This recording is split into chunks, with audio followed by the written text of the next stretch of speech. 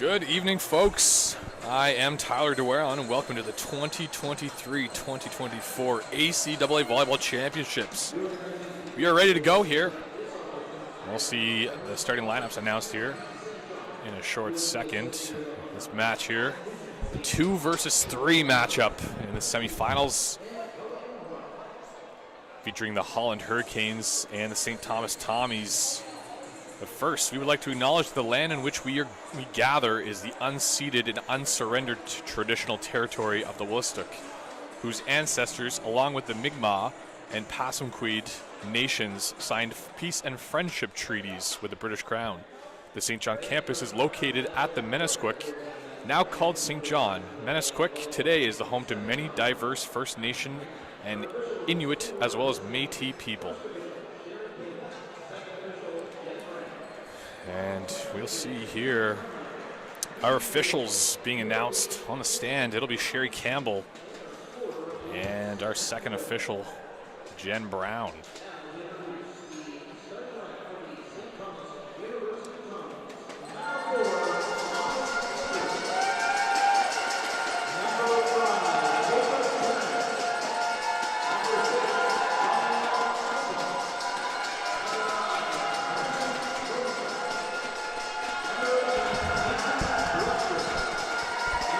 Live? We are live. Yeah, we're good here. Lineups being announced. The fourth of 4 semifinal games today. The St. Thomas Tommies taking on the Holland College Hurricanes. These two teams played yesterday on the female side, and the Holland College Hurricanes came out on top. Today, in the men's volleyball, we get the Hurricanes versus the Tommies in a match that's happened, a million times in the playoffs. Some great classic back and forth battles to win some ships. And no doubt today will be another awesome installation into this rivalry. No, we're good, yep. Before we start, we'd like to take a second to thank the sponsors, UMB Associated Alumni, Envision St. John, Volleyball New Brunswick, PepsiCo, and Culligan Water for making such an awesome weekend happen. There's still available tickets for if you're listening right now and you're in the St. John area, put your phone down and come in. Buy yourself a ticket. The gym was absolutely rocking last game, and it's sure to be the same today. The volume is going to be, the quality of volleyball you're going to get is, this is the playoffs, right? This is the best of the best. Also, we still have our championships games tomorrow. Someone from this game is going to be going on to play USA in the finals tomorrow, and we have the Mount Allison Mounties playing the UKC Blue Devils on the female side tomorrow. So still lots of awesome action for the weekend available. All right. Well, the stage is set. 2 versus 3 matchup here. Yep. And we'll start here at the service line, number 11 for the Holland Hurricanes, Brett McCausland. Buckle up, folks. Enjoy the ride. McCausland, the hometown boy, yeah? McCausland from Summerside, PEI. Ooh. Big game nerves. We saw the first serve of our last game, the UMBSJ versus USA game. We saw the first serve of that game miss, too. So maybe some people feeling the pressure of the moment. Raph Fizet now back to serve. No, not him. Fissé with an absolute whip there. McBride goes a little too high, if you ask me, on that back set, and almost, kind of gets lucky to get away with it. Number 9, Nathan Wills, isn't able to get a swing on it and only really able to touch it, but because of it, works out as a perfect tip. McBride trying to go to that far sideline, and it's out of bounds. And that will bring number 14 for the St. Thomas Tommies, Austin Hamilton, to the service line. Deep serve there. McBride back quick. And Wills goes into the net. Strong start here from the Tommies.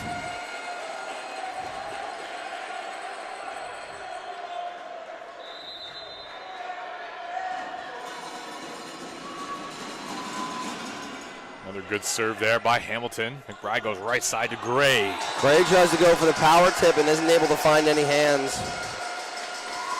Gray, one of the better hitters on this team. I would imagine Gray was an all-star yesterday. Gray named to the first team all-conference. Yeah, well deserved. He's had an awesome season.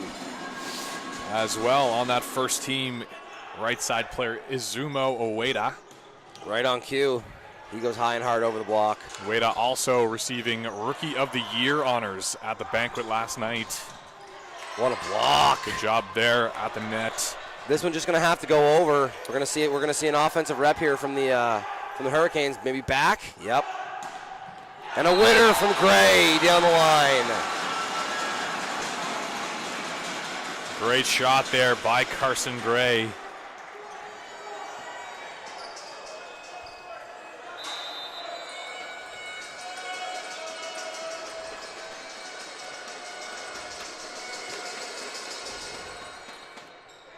Deep float serve there. Fize tries to go to the middle there to Tratch. Unfortunately, Tratch isn't able to find the court. That was a nice pass there, though, by Hamilton. Hamilton, outside hitter from Miramichi, New Brunswick. Miramachi. Tommies today opting to go with Thomas Blizzard on the left side with Hamilton. Saw a lot of number 12 this season, Parker Melnick. Wow. You know, it's unfortunate it hits the pin there, but man, is Wade ever good at recognizing the situation and really quickly getting into it like a hitting approach and getting a swing on a ball. I think, you know, when you're taught volleyball and when you're starting it, you're taught it as a 3-foot approach to your swing because that's the most standard, you know, approach that you'll do when the ball's in system. But more often than not, you really only get to take 2 quick steps to attack a ball that may be a little out of system. And Wade is so good at it. Great net play there by number 14 for the Hurricanes, Ismo Ueda. Ueda in his first year, like I mentioned, Rookie of the Year, coming to the Hurricanes program. From down under. Yeah, all the way from Heathfield, South Australia. Good pass by Blizzard. Wow, nice swing on the outside by Romanchuk. He's their dude. You know what I mean? Like the guy when it's 24-24 and you have a good pass, who you going to? More often than not, this Tommy's team likes to go to Romanchuk in those situations. Romanchuk, first team all-conference. Romanchuk had an awesome season. And, you know, in 6'4", and honestly probably closer to 6'5", it's really easy for him, you know, to transition from swinging front court to back court just because of how high his contact point is. Ueda. Spin serve here. Oh, that's unfortunate for Blizzard. Blizzard a transfer. This time last year, he was the UNB SJ Seawolf. Decided that he wanted to try, you know, a different program or a different opportunity at STU, and here he is starting in the playoffs. Missed serve there on the side of the Hurricanes, and we'll see Blizzard go back to the service line for the Tommies.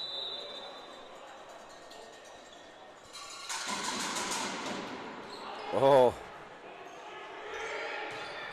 Wow, what a swing there from 5. That's Pino.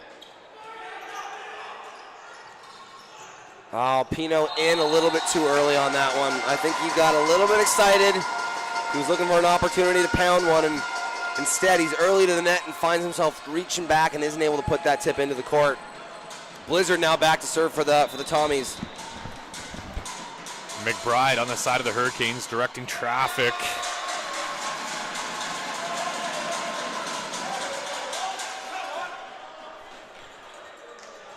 Missed serve there by the Tommies. Number 5, Dominic Pino, will serve for the Holland Hurricanes.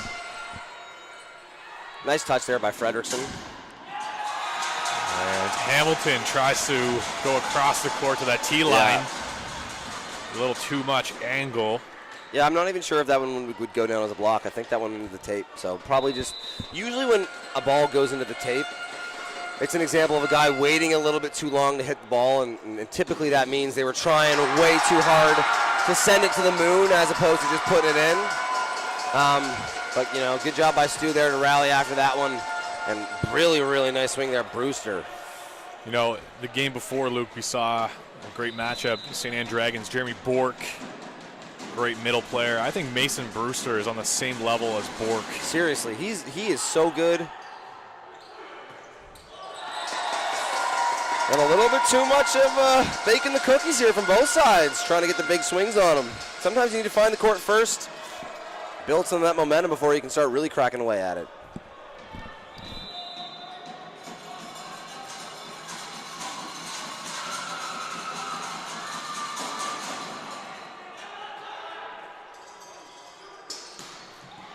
Good swing in the backcourt there by Ueda.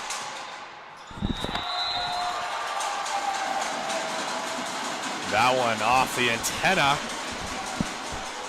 Fizet has such a soft set of hands. It's you know, it really is a pleasure to watch him set.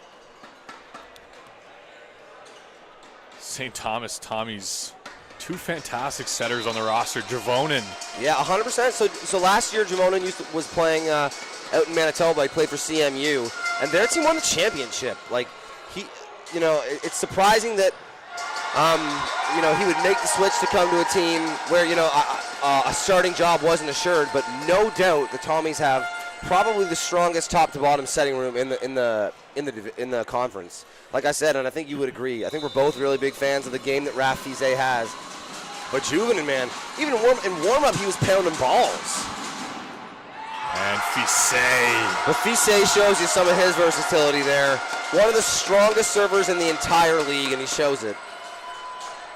Really tough serve, a lot of topspin. He's also got that sort of right to left movement.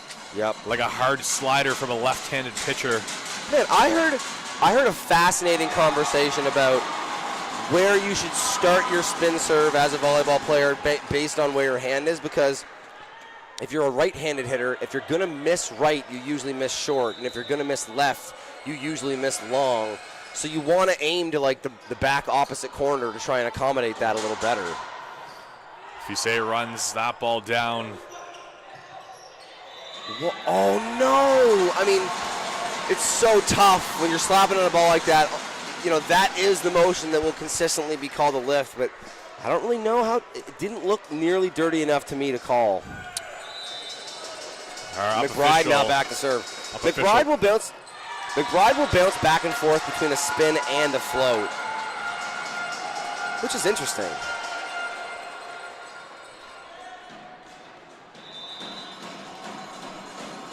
Austin Hamilton. Not able to find it.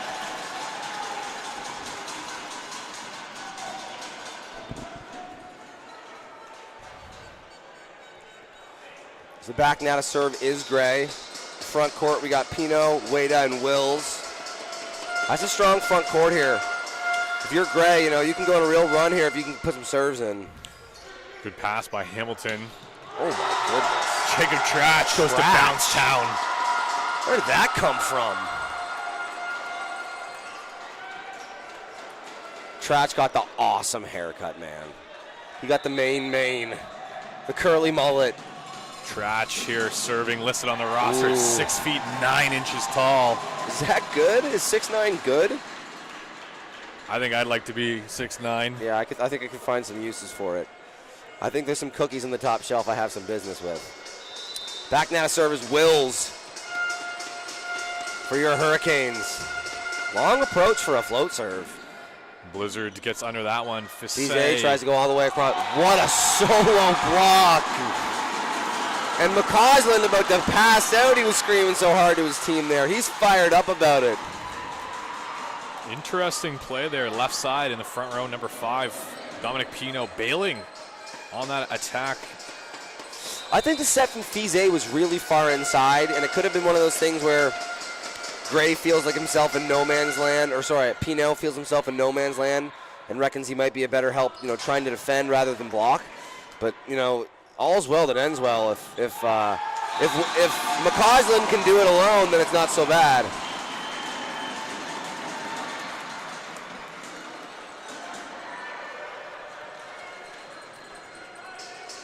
Nathan Wills again here to serve. Wills going on a nice run here. We got backhands for St. Thomas, meaning we have 3 front court swingers. Be interested to see who they go with if they get a nice pass. Oof. Doesn't matter as Wills goes to position 5. Scores himself a service ace. Brett Butler is an awesome coach, man. You can tell that he's got a relationship with these players, and he is dialed in. Brett Butler, former player for the Holland Oh, Hurricanes. man, Brett Butler is an awesome coach, and I can't tell you how much better of a player he was. Now, that's I'm not trying to knock his ability as a coach, but one of the better players to ever come through the ACAA. A couple of MVPs to his belt, a couple scoring championships, and he put a couple banners in the rafters up at Holland. And now coming back, and he's a great coach in his own right, too. Hurricanes had a great season with Butler at the helm. As we'll see Romanchuk. Tino gets under that one. Ueda. Ueda not able to find it. Man, we got a really close game. The first 32 points of this game feels like they just vanished. Now, 9 points to play on both sides, and we're even. Great one for the first set here. Romanchuk back to serve. Good pass, Carson Gray. Romanchuk with a nice touch. Ooh, I think you would have had one more touch there. Ueda with the winner. Ismo Ueda, Rookie of the Year this season. He's dirty. He's fantastic. He's got that sort of beachy play absolutely. style. I talked about this with head coach Brett Butler before the game. He is a beach player, and it shows in the way he plays. It's one thing to as a rookie to come out and be a great hitter. It's not easy, and it's an impressive feat. But to do so while being a great defender, a smart player, having good hands, serving well, a well-deserved Rookie of the Year for that player. What a set there, that high ball from Fusset running all the way across the court, laying out, putting that ball up. Melnick just not able to put it in the court. We got a sweaty spill over there. And we'll see Ueda here again.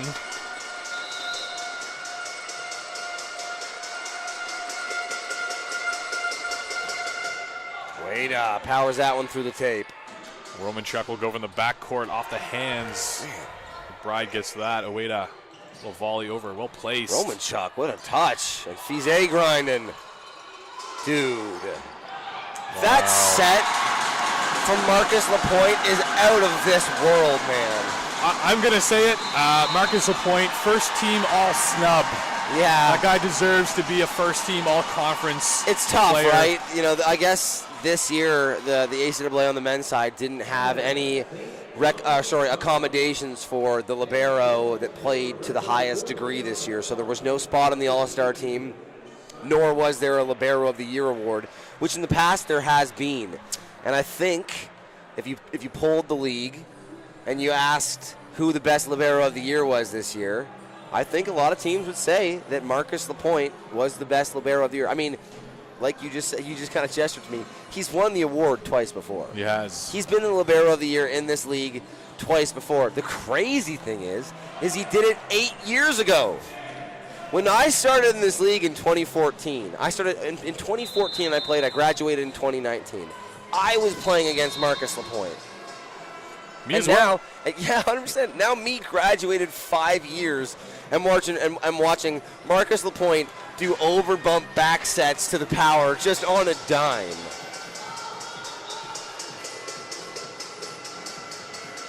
Well, Marcus Lapointe clearly drinking from the fountain of youth, coming back for his 5th and final year of eligibility. This time again, we'll see Ueda. Good serve there. Strong right now. Nice strong hands there. Romanchuk. Oh, Carson Gray play some defense. Dude, this is some volleyball. Volleyball alert. Blizzard. Oh! Wow, both sides battling hard here. Ueda gets caught in that uncomfortable situation where you actually got to your pancake too early. And instead of pancaking it off his hand, he pancakes it off of his forearm and it goes forward and they're not able to make a play on it.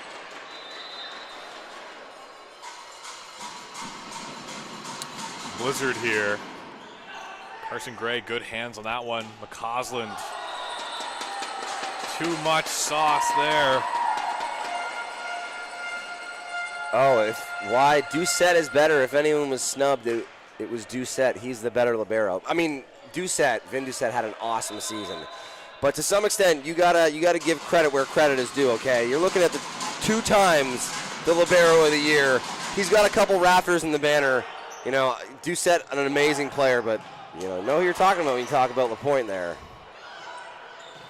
Good block at the net there nice by clean McBride. No, come on! Fisset! Wow. That's a gamer, man. That's an awesome play. Man, players like that make it fun to watch this sport. Blizzard again reloads. Nice pass. You The give and go. Like that. Roman Chuck gets under that one.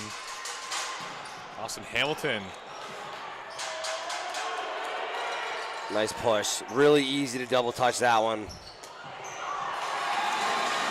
Man, I'm really impressed today by some of the subtleties of Roman Chuck's game. You know, Roman Chuck, a tall glass of water and an awesome offensive player. It's easy to think, you know, that's kind of how he would be defined as a player, but showing some awesome touches on defense, serving well, doing the little stuff really well today.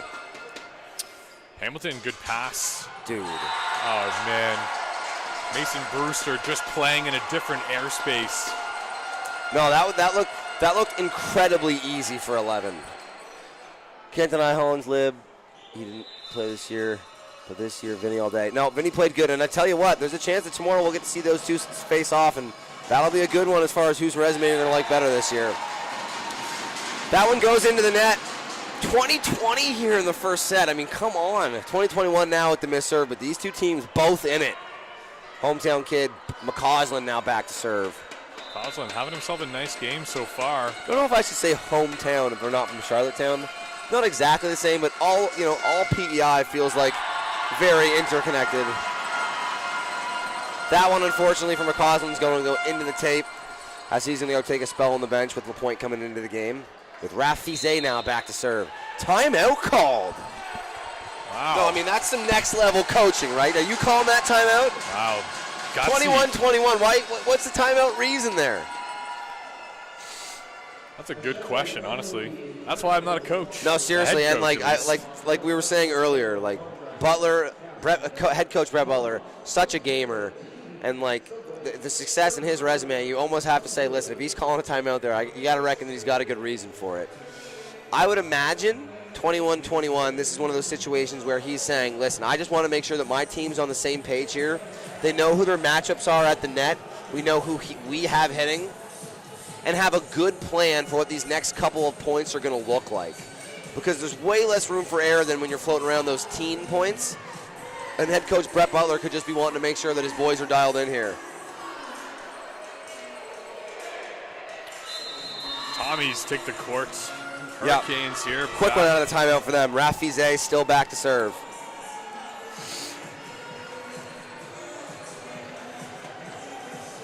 Fisset, obviously that great spin serve here. Last time going to that 5-6 seam. Let's see what he does. Again, what a serve, man. McBride goes Gray. Gray with the winner. Great job there. Carson Gray, first team all ACAA. Lots of Mizunos out there on the court for the Holland College Hurricanes. That's very pure volleyball. I feel like for a little while there, people were starting to go to the Nikes and the other shoes and stuff, just trying to look cool, but Mizuno has pretty much always been like that #1 shoe in volleyball. That'll find the floor. Trach. Good game here. Hamilton going to come out to serve, and we're going to see Juvenin into the game here. Juvenin is the backup setter. We were talking about it a little bit earlier. A total gamer in his own right. And, like, you know, I think just because of how good Raph Fisset is, they have a bit of a setter controversy or, an issue finding time for both. But both amazing players.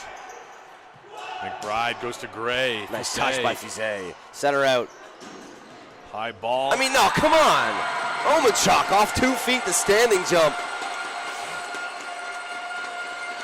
Romanchuk with those Inspector Gadget arms, goes up, reaches for the rafters, puts it down off the block. Juvenin now to serve again.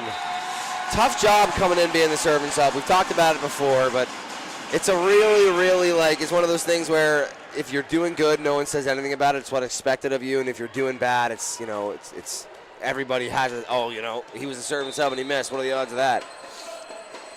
Not nearly as easy as it seems. Gray now back to serve. Good pass by Hamilton. Romanchuk. Come on.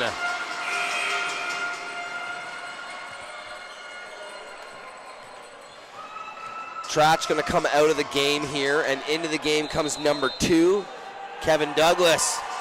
K-Doug all the way from Surrey, BC for a couple of serves. But a timeout called there by head coach Brett Butler. Man, what a game here. I almost kind of clued out of the situation just being, you know, tied into the gameplay itself. There's 1 point left here. Stu doing a good job pulling away here when it was 20-20 at a point. Well, both teams definitely battling hard in this game. Trying to punch their ticket to face the St. Anne Dragons in tomorrow's championship match. Still got a long road ahead of us here tonight.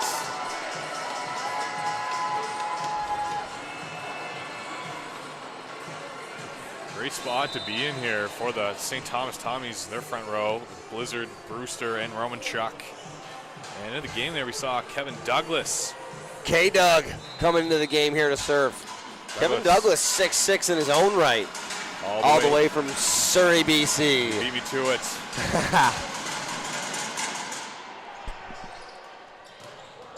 Big block from Brewster to take the first. Wow. Exclamation point there by number 11.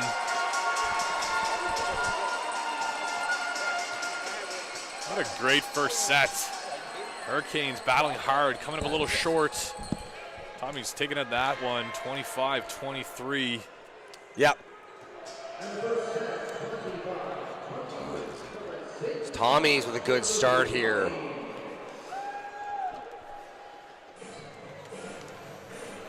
Well, after that quick one here, we'll take a second. Thank the sponsors. Absolutely, Luke. How could we not? They've been amazing. What a great weekend of volleyball here so far. Championship weekend. Championship weekend. It's crazy the best volleyball is yet to be played. There's been such good competition here today so far. 2 big matches tomorrow following this one here. 25-23 doesn't get much closer than that. Absolutely. Hey, if you haven't gotten your tickets to this weekend and you'd like to pop in, you can purchase a day pass at the door. I think it's like $20, and the best volleyball is still yet to be played. Tomorrow's totally worth it. Absolutely. Quickly here, like I said, got to give a shout out here to our incredible sponsors. Without these folks, this event wouldn't be possible. Custom General Contracting, Cask and Kettle, Tondi's, Subway, Sharper Marketing, Some Good, and Lester's Trophies.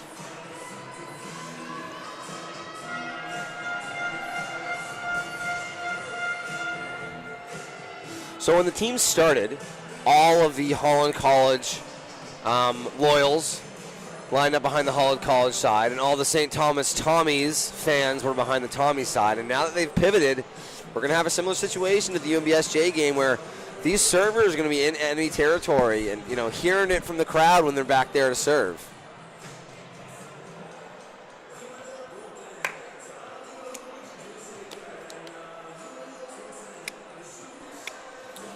Tommies this set will go again with Fisset at the center position, and it'll be Trach and Brewster in the middle. Romanchuk will play the right side, and Blizzard and Hamilton on the left. We'll also go with the 2 libero system. It'll be Brendan Murphy, number 1, and number 3, Alex Fredrickson. Fredrickson, my apologies. It's all right. maybe a little bit of the French coming out there. That could be it. Alex Fredrickson from, oh, he's not from Fredericton. He's from Winnipeg. Close, but not really. Rafize now back to serve to start the second. As the Tommies, like we said, take that first one 25-23. Both teams playing good. There's no doubt about it. Yeah, it looks like Holland here will go with Pino and Gray on the left. Yep. And McCausland. Doesn't look like any changes for either team. That one's just going to have to go over. McBride there. McBride good job. grinding. Going to put this one up to power. Wow, nice hands. Center it out. Good bump set there by Just LaPointe. use. He's got to go over. Romanchuk, man, come on. What a touch from LaPointe. Wow, good job. Nice layout there, but too much sauce on the right side by LaPointe Romanchuk. closes the distance so quickly.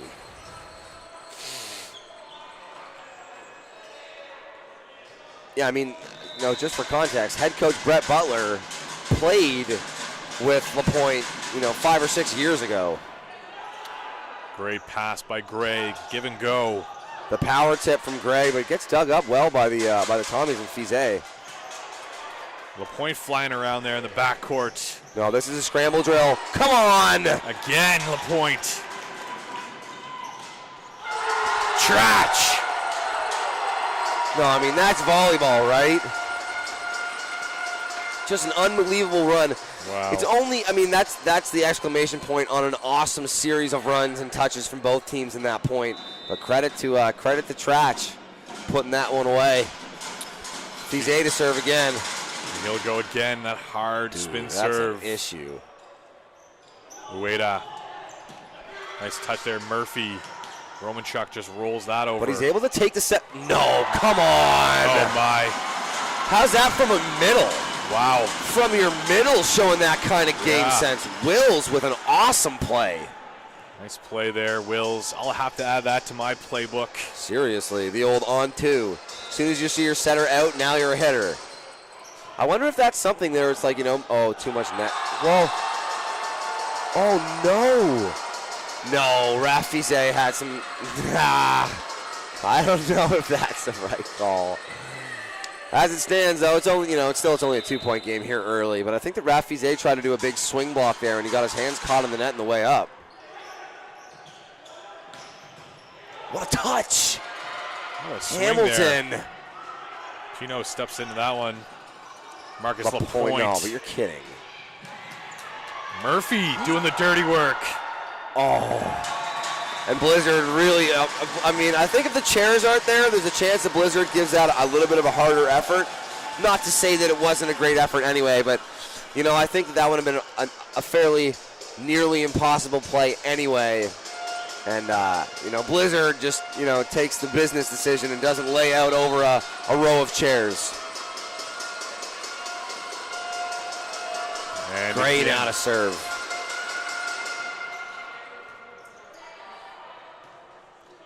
bump set. Blizzard.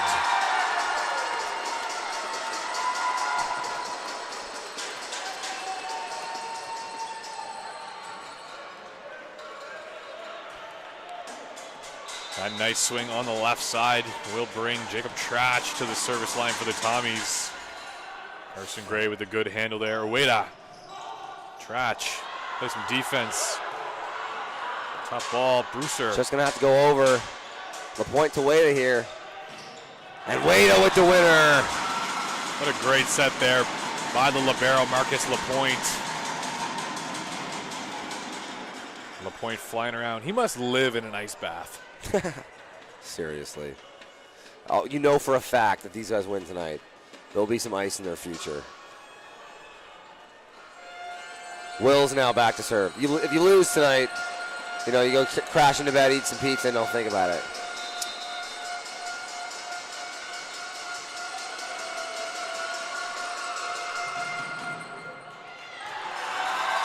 And a good serve there by Wills. Hamilton not able to handle it. Hamilton gives his hands a wipe. Yeah, blame that one on the popcorn.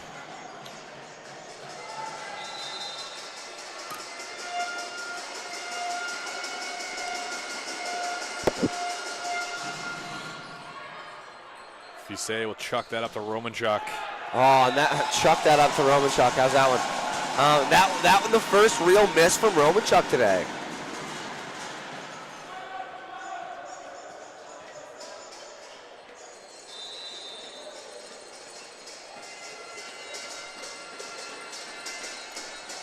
Will's doing a good job here from the service line. Handled better by Hamilton. Man. Yeah. I don't know what to say there. Dude, why have we not heard his name more this year, man? He is an issue. Mason Brewster. Brewster just goes pound town on that. Like that was darn near instant transmission. How do you stop that? Brewster only in his second year. Bathurst, New Brunswick native. Bathurst. Oh my goodness, and the scramble play, but Holland stays alive. Ooh, that time too much. And not easy to put it too high for Brewster, but that one skates out of bounds.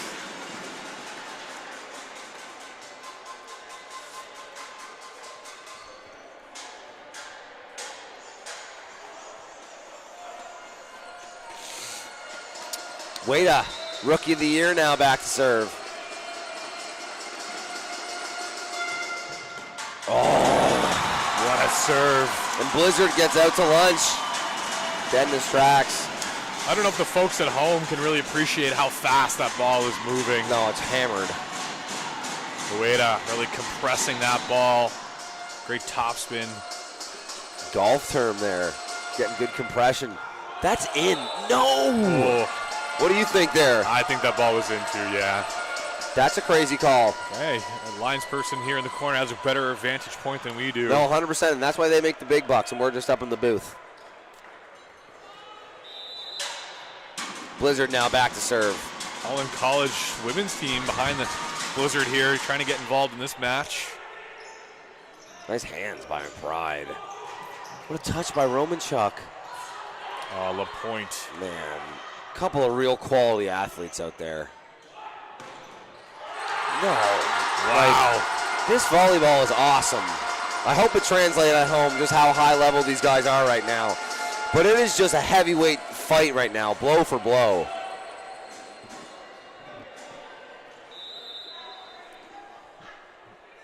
Blizzard again here from the service line. Good touch. Wow. But a lift call on that one. Tough call.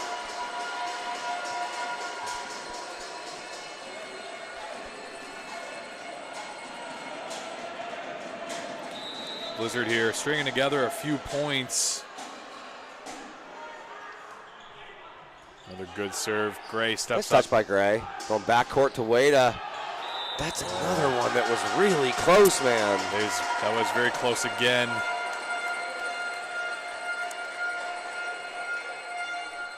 That's two, I would have said that. I don't know.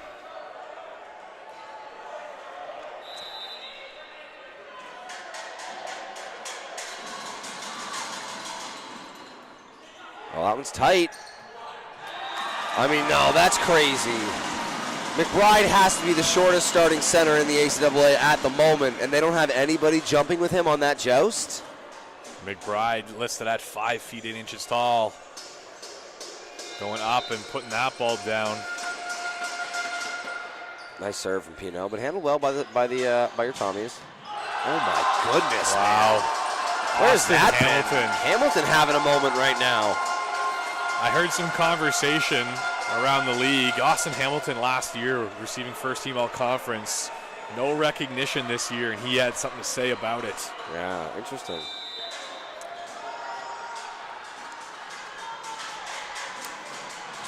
Mason Brewster. And Brewster put a service ace on the tally sheet for him. Brewster having a really nice game. You called that too. You said, hey, watch out for Brewster this game. Yeah, I think that, around the league, looking at the best of the best in the middle position, obviously Jeremy Bork has to be mentioned, but definitely Brewster making a name for himself here later part of this season. What a block from Trach. And Trach again, definitely trying to make his presence felt at the net. Tough to get around him, 6 feet 9 inches tall. He jumps very well for a big man as well. Seriously.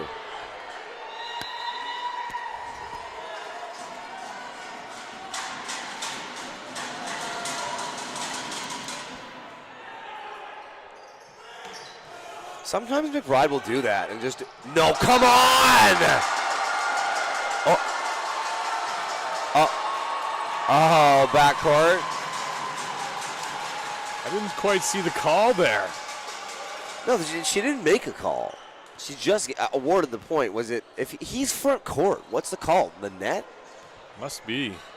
Fisey got a good push on that man. one, that's Fisey for sure. I'm surprised that that point wasn't the Tommies. McCausland getting after that one. Nice push. Man, Hamilton.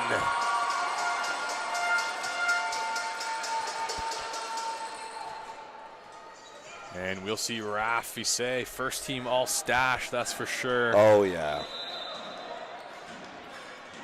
He'll toss up his spin serve here.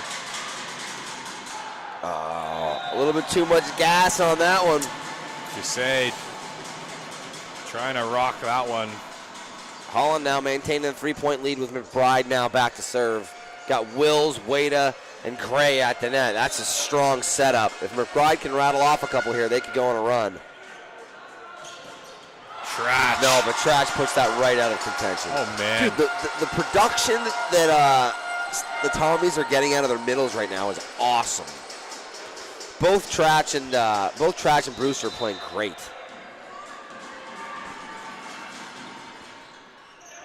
Nice hands there by Gray, or sorry, by Pino. That one in the antenna. You can't do that. And St. Thomas now up 5.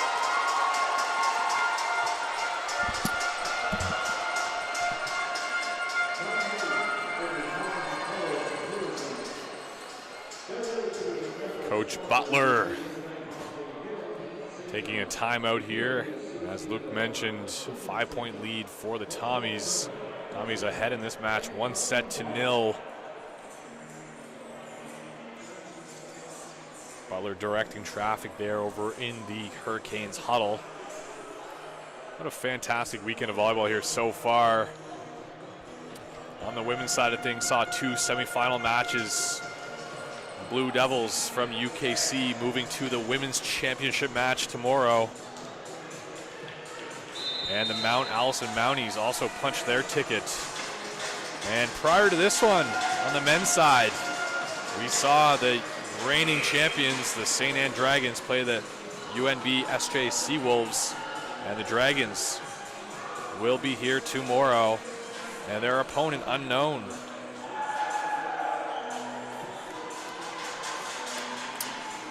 Javonen comes in to serve. Good handle by Pino. Ueda. Good job there. A couple of Tommies crashing in on that ball. Oh, great touch by Brennan Murphy. Romanchuk will send a free ball to the deep corner. McBride goes to Gray. And Gray goes off the hands of Blizzard. Nice swing there by the first team All-Star, Carson Gray.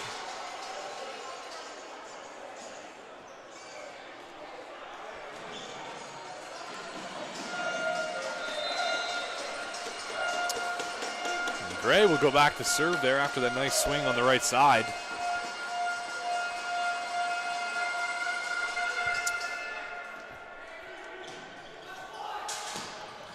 McBride, double axe handle.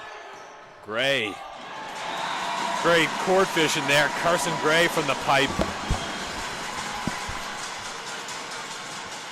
And that was a big one coming out of the timeout for Holland. They needed that. Now only a 3-point game, 2 quick ones.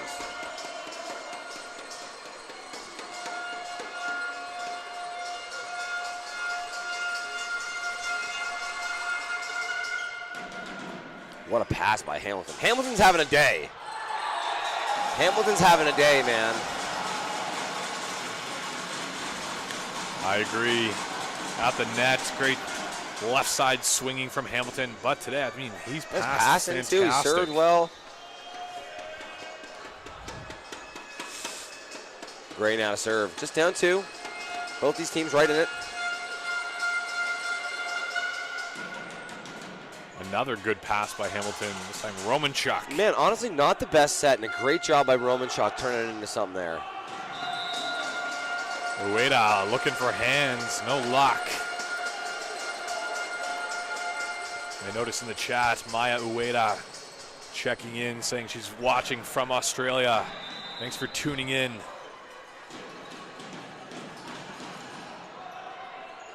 Trach with a nice deep serve. Pino drives it off. It's up. Oh!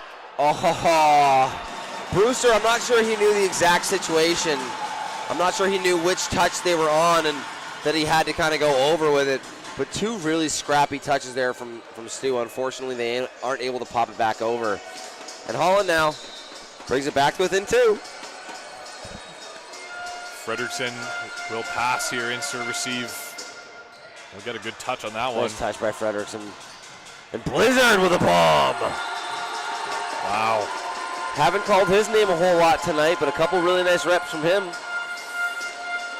Romanchuk now back to serve. Romanchuk's got a good spin serve on him.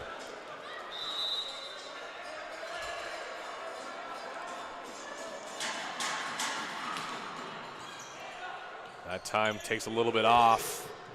Wow. Man, credit to McCausland there for stepping in. And, you know, honestly, you almost want to tell him to not do that. You want to tell him to try and take that off so that his setter can have it. But he still puts an awesome bump set out back there to Pinot. And Pinot with a nice winner to keep this just a 2-point game.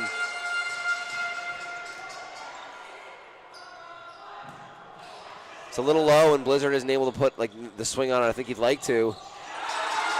But wow. A huge block on the left side there by Blizzard and Brewster. And out of the game is going to come McCausland, and into the game is going to come Aromo Iroridere. I've said this before. It's a last name I'm unfamiliar with. I believe that is the pronunciation, but if someone has a better one, please let us know in the chat. So Iroridere into the game. And Blizzard puts that one into the tape. Gonna see conference here. Jen Brown gonna walk over, talk to Sherry Campbell. A bit of a smile on Jen Brown's face, which typically means that it's a situation maybe she's not even very outwardly familiar with. Luke, what's your take on the new rules here in the ACAA in regard to teams making noise or commenting on service when the ball is tossed? I'm not sure I'm familiar. What was the change? So, you know, somebody's at the service line, toss up a spin serve. Generally, the team, the bench would call spinner or float. Yeah, 100%. And no longer you can do that. You can't call spin? Can't call the spin. Can't call the float. Can't call anything. Spin. You know how many times I said spin? Oh, every time. That's crazy. It is crazy. Why, for distraction? Have you seen what the crowd is doing? Exactly. They have drums. You can't call spin? Crazy. I know. Dang, New man. rule change. Tough They one got to get these around. boxes off to the side here. You're not allowed to touch the black rim of the court anymore. They're turning the bench players into second-class citizens. What the heck?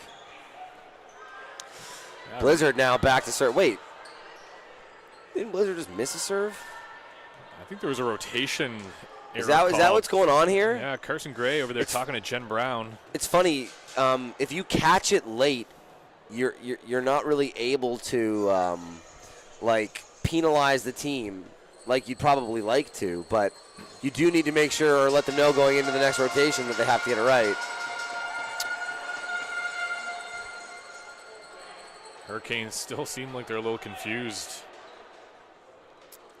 Coach Butler trying to get things now I'm figured really out. confused. Who was? I'm not even. Maybe we had both teams out of position.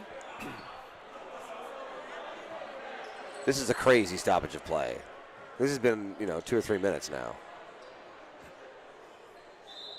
All right, looks like,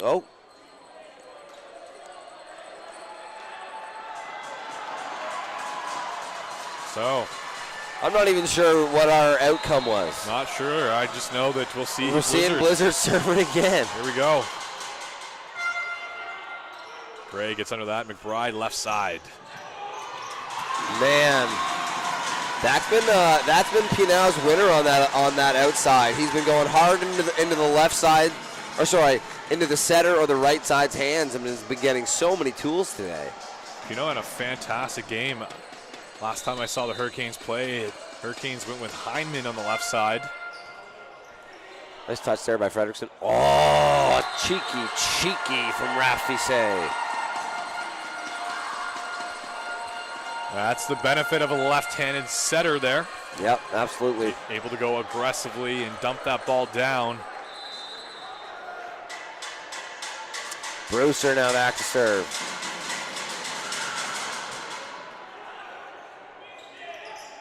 Ooh, wow. What a swing by Pino Carson low-key Gray put there. in a bad situation there, too.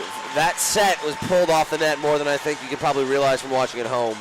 And you're not able to get on top of that ball as much as kind of just behind the ball there. And when you're in that position, you need to do a lot more as far as trying to impart topspin onto the ball to make it work. And credit to Pino for doing so. Eero Ritteray now back to serve. Eero Ritteray, first-year player from Toronto, Ontario. Again, more conversation here from the captains with our head official, Sherry Campbell. Is it about how they're moving toss? I honestly don't know. It seems like maybe this conversation is coming from head coach Henry Millet, or Henri Millet, I apologize. And it's something that he's seeing the other team doing and wants to get some sort of clarification on from the refs. Because that's basically 2 points in a row that we've seen some conversation about it. And not to, downplay, Fizet's understanding of the game situation. But sometimes when you're in the middle of playing like that, I can tell you it would be very hard to also try and keep track of the rotation of the other team that you're playing. You have to think that maybe something came from the coaching or from the reffing side about what they're seeing. That was a quick timeout there called by the St. Thomas Tommies. They're already back on the court. St. Thomas Tommy's taking that timeout up 3. Yeah, interesting. Coach Millet. So maybe they're they were taking some time to make sure that everybody was in the right position.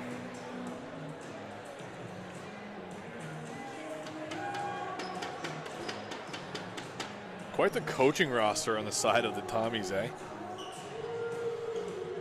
Pardon me? St. Thomas Tommies right now got quite a deep roster of former talent in their coaching staff. Oh, totally. Christian Christie, former player of the year. No, I mean, I think the dynamic between the fact that, you have Chris Christie and you have Garrett Dixon as well. Garrett Dixon there, who played matches and matches and matches against Brett Butler, is an interesting dynamic. Absolutely. Kyle Holder also there. You see him standing next to head coach Millet. Yeah, absolutely. Coach Holder, very involved with Volleyball New Brunswick programs. So what's going on here? Okay, we got Eero Ritteray to serve. Feels like in the last 10 minutes we've had 1 point. Float serve, good serve. Trouble. Hamilton will go get that, bring it back in the Gonna give court. his team a chance. Nice job. Pino Great job steps there up. by Pino, knowing what his responsibility is there. And Tommy's called on the net. It's the hapless job. It's the job that not a whole lot of people are going to give the biggest amount of credit to. But the defenders, your 6-back and your libero, that control and patrol the backcourt on those free balls so that everybody else can go and be a hitter, it's so important. Roman Chuck. Man, to get a winning swing out of that is so high level. Fizet pulled all kinds of out of position. For him to, have the wherewithal to know that the best option there is that back C ball and then to put a ball right in the wheelhouse of Roman Chuck. Really high-level stuff. Fise here from the service line. Last time an error. That time, much better serve. LaPointe will set it. LaPointe, nice strong hands from that libero position. Murphy with a nice touch Dude. there. But the hands of Fizet there. What a set and what a swing on the left side. Austin Hamilton been saying his name a lot this second set. And the Tommies now up 4 down the stretch.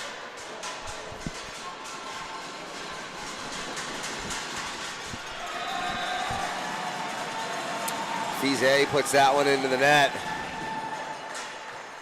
Aggressive serve.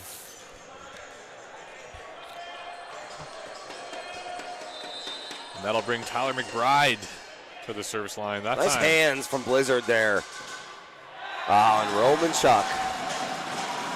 An uncharacteristic miss there from himself. Saw after that one Roman Chuck talking to his setter Fize, telling him to put the ball up a little higher. McBride with a nice serve, but Blizzard passing the lights out right now. Oh, Marcus Lapointe. Oh, man. Marcus Lapointe! Jacob Trash! No, seriously, that was so good. Trash said, let's see you do it again. Think you can do it again? Man. Two fantastic digs by Marcus Lapointe, but Jacob Trash No, seriously. with a hammer fist. Wow. Hey, like we said, folks, very surprised. No recognition given this year to any libero on that first team all-conference. Especially considering we've seen this rise of the two libero system. It's an insanely important part of your team. Like what are we doing? And the thing that's crazy is the award existed. Why would you have ever done away with it? I'm not sure. Hey, here's a question for you. Go. The lack of libero representation on the first team all-conference team, do you think that's a byproduct of too many cooks in the kitchen, sort of? Okay, I see what you mean. Yeah. It's tough. Definitely 10 years ago, it used to be you had your libero and that was it. And to some extent, for example, like with UNBSJ or with a USA or with Holland, you're pretty much only getting one libero still. But we've seen two different liberos for the Tommies, and we've seen that utilized a bunch of times in the female game as well today. It could be one of the reasons, but I'm fairly certain we still got that award on the female side. Did we not? There wasn't a libero of the year, but there definitely was a libero represented on both first and second team all-conference. I mean, what are we doing? It'd be like not having a goalie on the all-star team for the NHL. Absolutely. No goalie, huh? Who's playing defense? Carson Gray now back to serve. Carson Gray, first team all-star. Yeah, Gray, so far having a great season. Gray really kind of very quickly this year stepping into that leadership role. Totally. Hamilton, though. Just three-ball city right now. Wow. Austin Hamilton's fired up. No, that's deadly. And we'll see a substitution here. Trach will take a seat. And Kevin Douglas. Kevin Douglas, 6'4", in the very few times in his life when he gave a hug to Trach there, was the shorter man in the interaction. K-Doug now to serve. Douglas. You got backhands here if you're Holland. It's been a really quiet set for Wada. I think maybe you try and get him going. Fize lays out for that one. Roman Chuck just going to overbump it. Go Wada here. Oh! Hey. Pino says, don't worry, buddy. I'll take care of it. Great swing on the left side there by Dominic Pino. Back into the game comes Trach just to come right out of the game again for Frederickson. Timeout. Tommies are up 2 right now, right? That they are. They have. What a peculiar timeout from head coach Henri Mallet. You have to think that's almost like an ice in the kicker type thing. Hey, strategic as always is Mallet. Seriously. There are some times, we've both played a lot of volleyball in our day, and there are some times when decisions are made from players or coaches where, I'll be able to say, okay, like, in my experience, that's just not the right play. And then there are some coaches and some players that, I have so much respect for and believe that they have such a strong understanding of the game, Henri Mallet being one of them, where it's like, if they're calling a timeout here, it's like, you know what? I just believe you're probably making the right decision. You have a good call to do so. There's enough success behind, on your track record that you don't deserve to get criticism from the guy up in the booth. Can't deny the resume of head coach Henri Mallet and that St. Thomas Tommies program. So good for so many years. Yeah. Very well represented was the ACAA and just doing at such a good job of recruiting and getting the most out of his players and building depth on the team. I mean, honestly, I think the things I just said are true of the Holland program the last couple of years as well. Both very, very strong programs. Absolutely. Athletic director at Holland College, Albert Roach, definitely has a great head coach at the helm here for the Holland Hurricanes program in Brett Butler. Frederickson sends that over. Carson Gray in system. McBride goes to Pino. 2-0. And the coaches of STU were up and out of their seats before that ball was even hit, man. Holland gonna have to dig deep. I fully don't believe by any large stretch that STU has played considerably better than Holland across these games, but they've just made the plays down the stretch when it's time to make plays, and because of that, they've come out 25-22 and 25-23 these first two sets. Only 5 points different in the totality of the points that we've been able to play so far. But those 5 points make up that 2-0 difference here for the Tommies. And the Hurricanes now, slightly on life support. It's got to happen now. Well, Tommies taking that set 25-22. Hey folks, follow the championships on ACAA.ca for results, information, and recaps.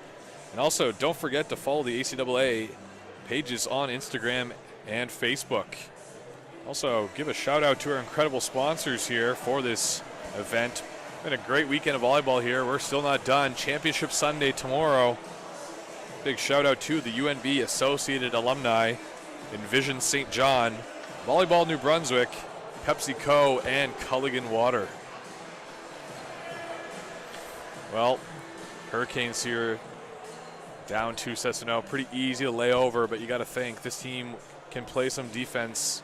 They can change things pretty quick.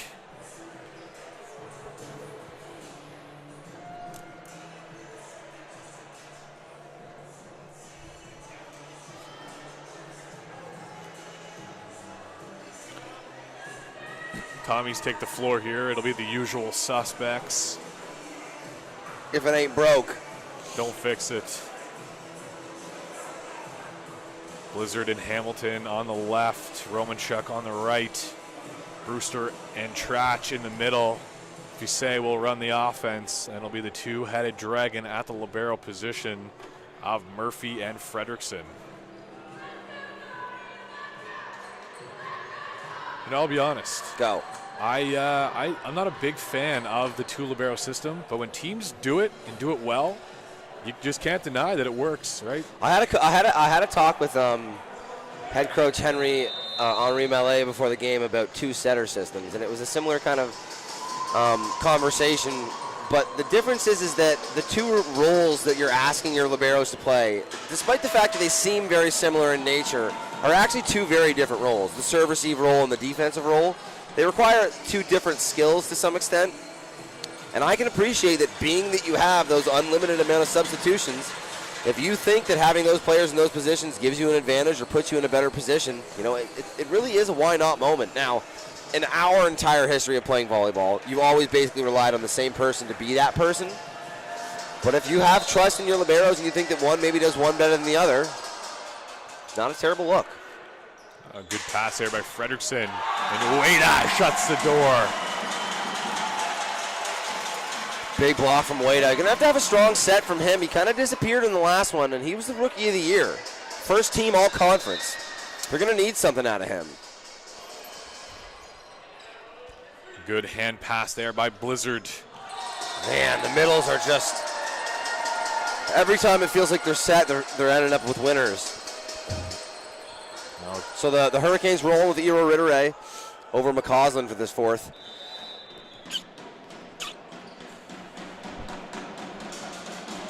Fise with an unreal serve. Man, Two touches called. No, they called it a two-touch? Interesting. I mean, we just talked about this. As far as one motion shouldn't be called a two-touch. If you want to call that a lift, maybe.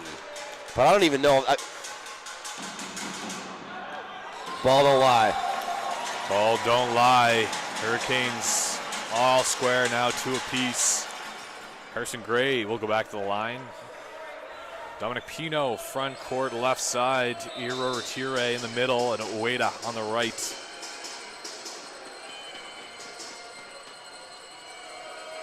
Gray now to serve. Hamilton gets caught a little high, but honestly still puts out a very good pass. No, come on, man.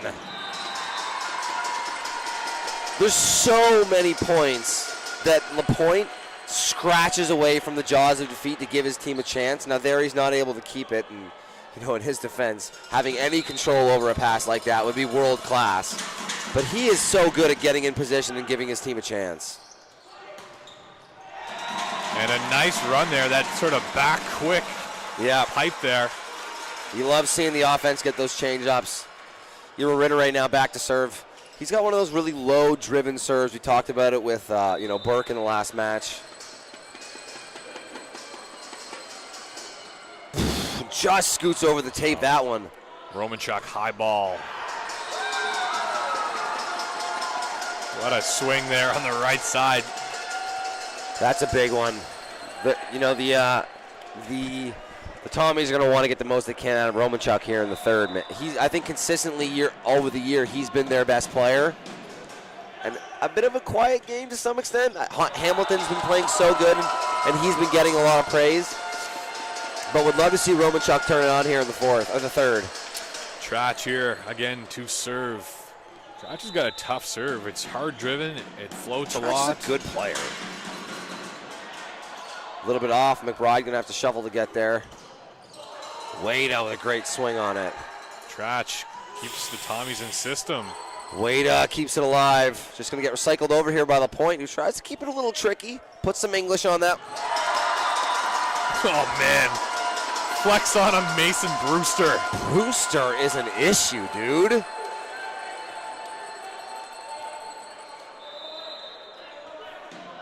Trach to keep it going here.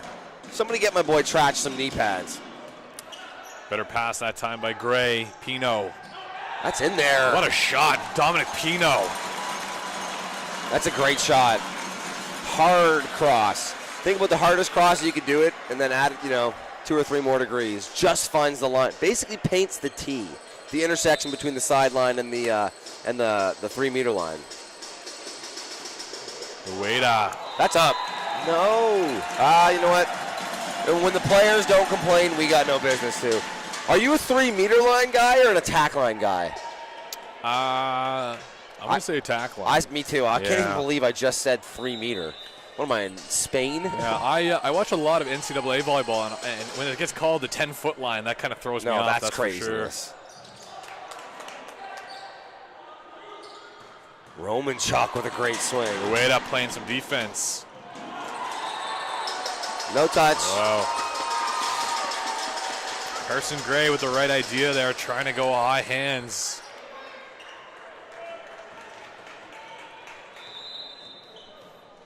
Romanchuk now back to serve. Romanchuk got the highlighter Nikes on. Tough miss there.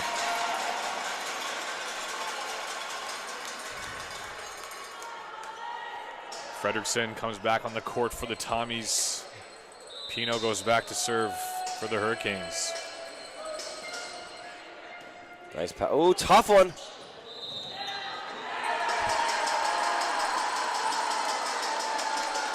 That's a crazy call.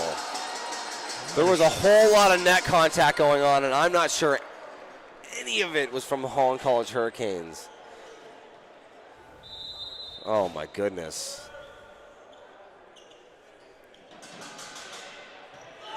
Nice pass there by, what a dig by Blizzard. A little scoop there in the backcourt. Austin Hamilton. That ball called down.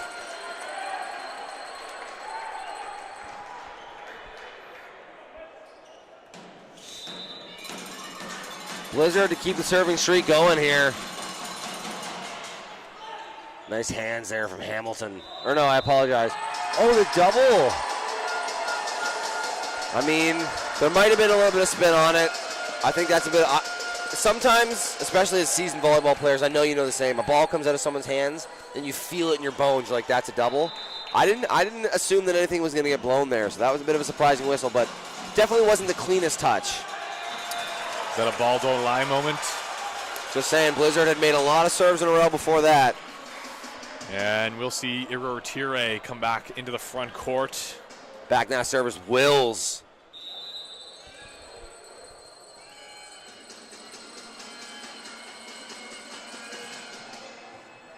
Nice touch from Blizzard. Hamilton. Hamilton goes inside the attack line. Just not sure that was the right attack line. Hamilton had the scalpel out on that one. Trying to be surgical. Too much angle.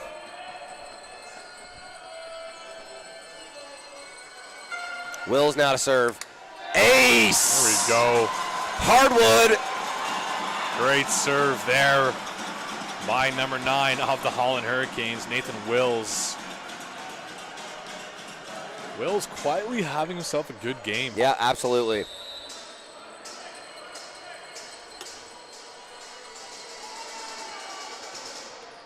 Ah, right on cue, Tyler. Commentator's curse on that one.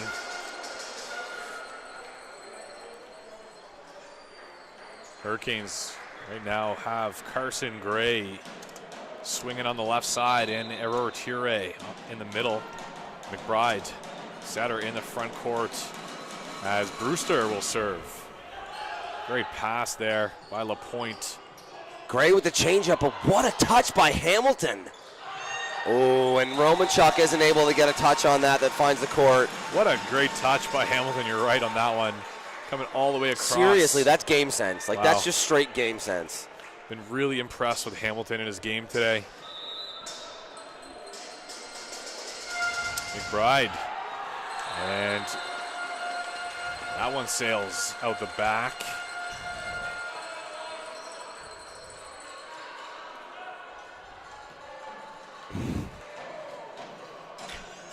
(10-12) still really close. I mean, every game has been close. It's unfortunate, just from wanting to watch more and more of the sport, that the Tommies have found themselves up 2-0 already. But both these teams are gaming right now. Romanchuk scoops that one. The old give and go. Oh. Romanchuk and way to get a little tied up in the net there, but some good cordial interaction there, just to say your sorries. Ueda says no harm, no foul.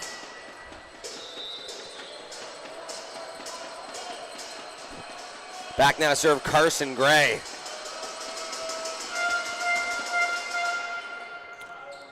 Another good pass by Hamilton. Fizet getting busy trying to find the middle there. Man, Fizet's hands are really impressive.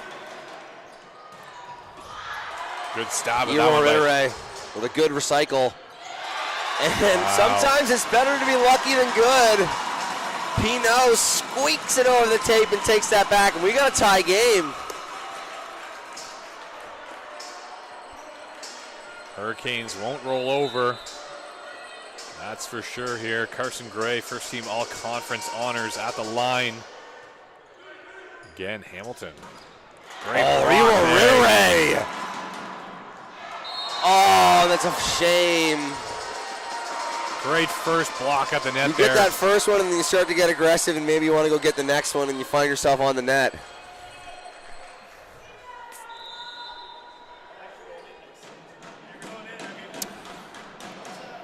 Hamilton with, man. Blizzard.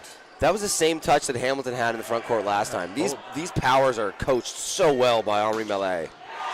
And Ueda, great shot down the line.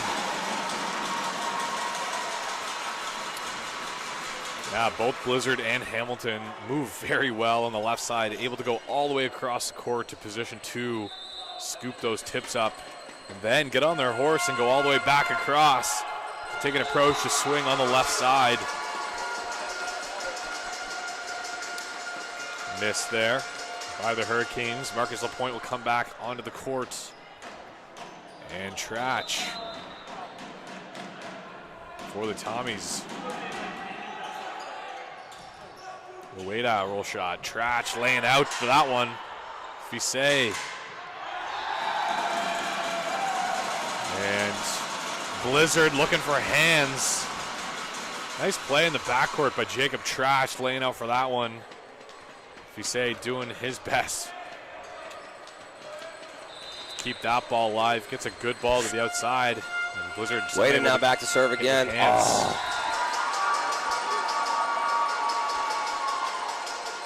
Fortunately puts that one into the tape. Going to give the lead back to the Tommies. Romanchuk now back to serve.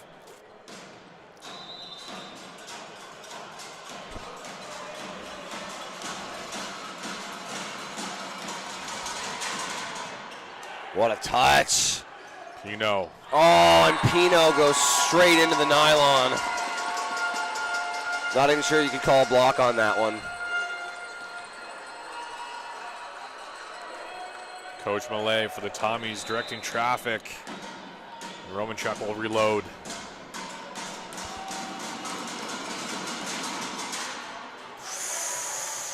Holland just going to have to get this one over. Wade puts that to the Romanchuk position. 2-ball from Fisey. That guy's a gamer, man.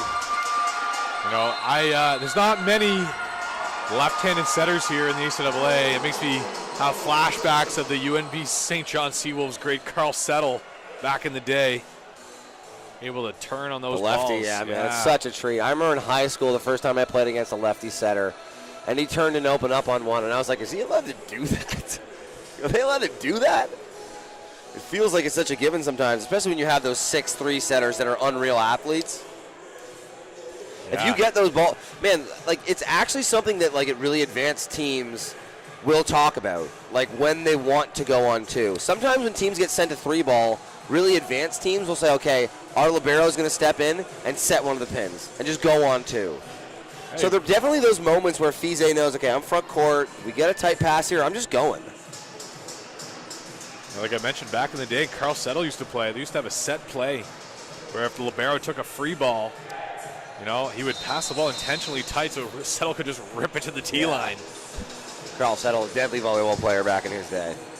Another great here in New Brunswick, Matt Lozier playing for the UNB Varsity Reds from 2012 to 2017. And we're back here. Romanchuk. He's got a strong serving spree here. A couple of good ones here. See what he can do.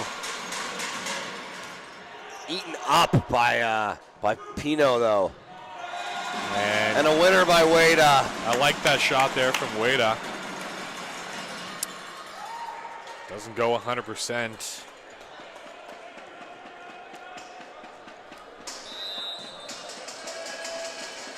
We got P now back to serve. What a funny hit the footwork for P now into that point. Brewster with a winner.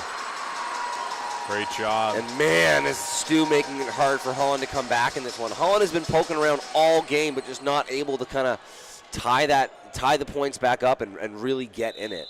They've just been trading points for the last almost 10 each. Blizzard. Great pass by LaPointe. Ray on the outside, kind of behind him. A little bit of a high serve, yeah, a high set, yeah, sorry. What a block. Wow, good job at the net there by Wills. Wills is fired up.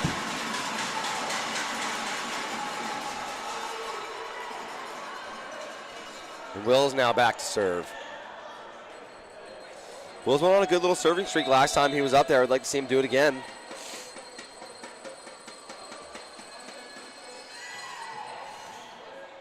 Good hand pass. Fisey looking to finesse that one into the corner. Good dig.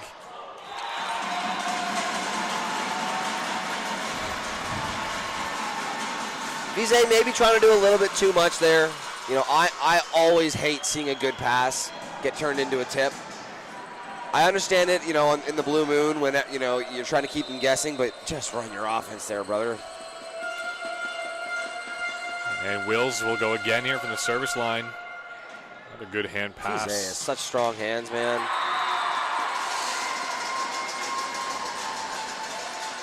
And back on it, like I said, man, Holland, I mean, STU just not letting Holland get back to even. Every time they come close, just, you know, squeezing it out some way or another. Holland's going to have to go on a run here. Brewster back to serve. And a great job by Pino to let that go.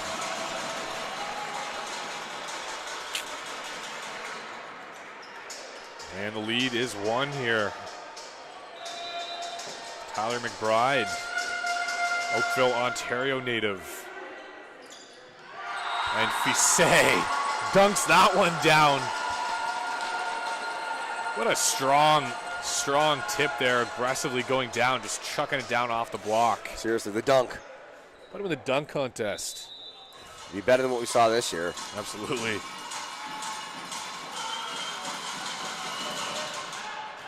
Fisset can't find it. Live by the sword, die by the sword. That's right.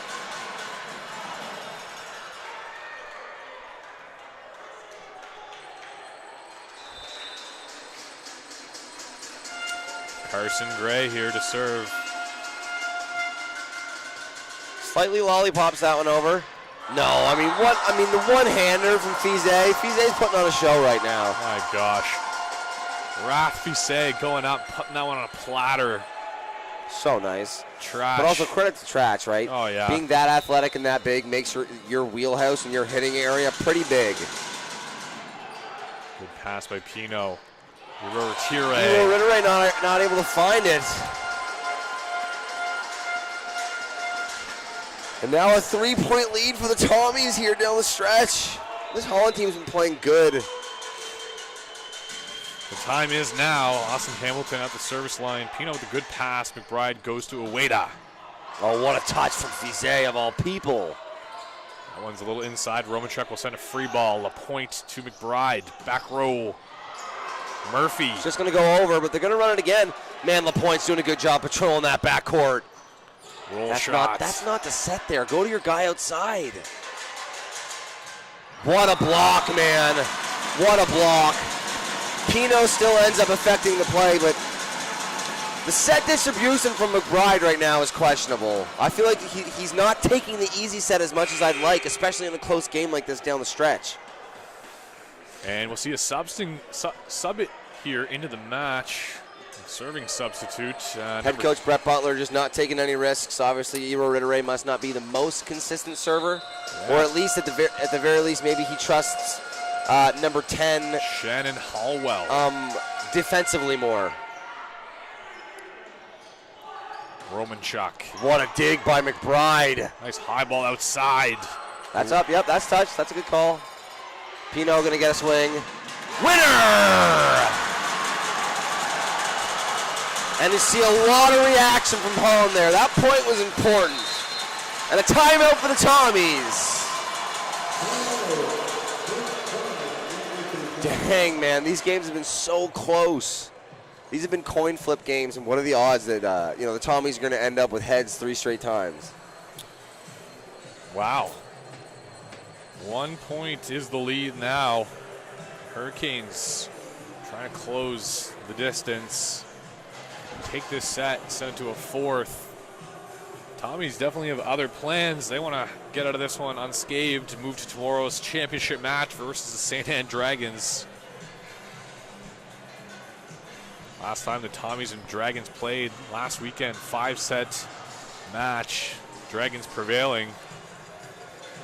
Before we get to there, Holland Hurricanes definitely not out of this one. This one's a tight 3rd set. Coach Butler down there,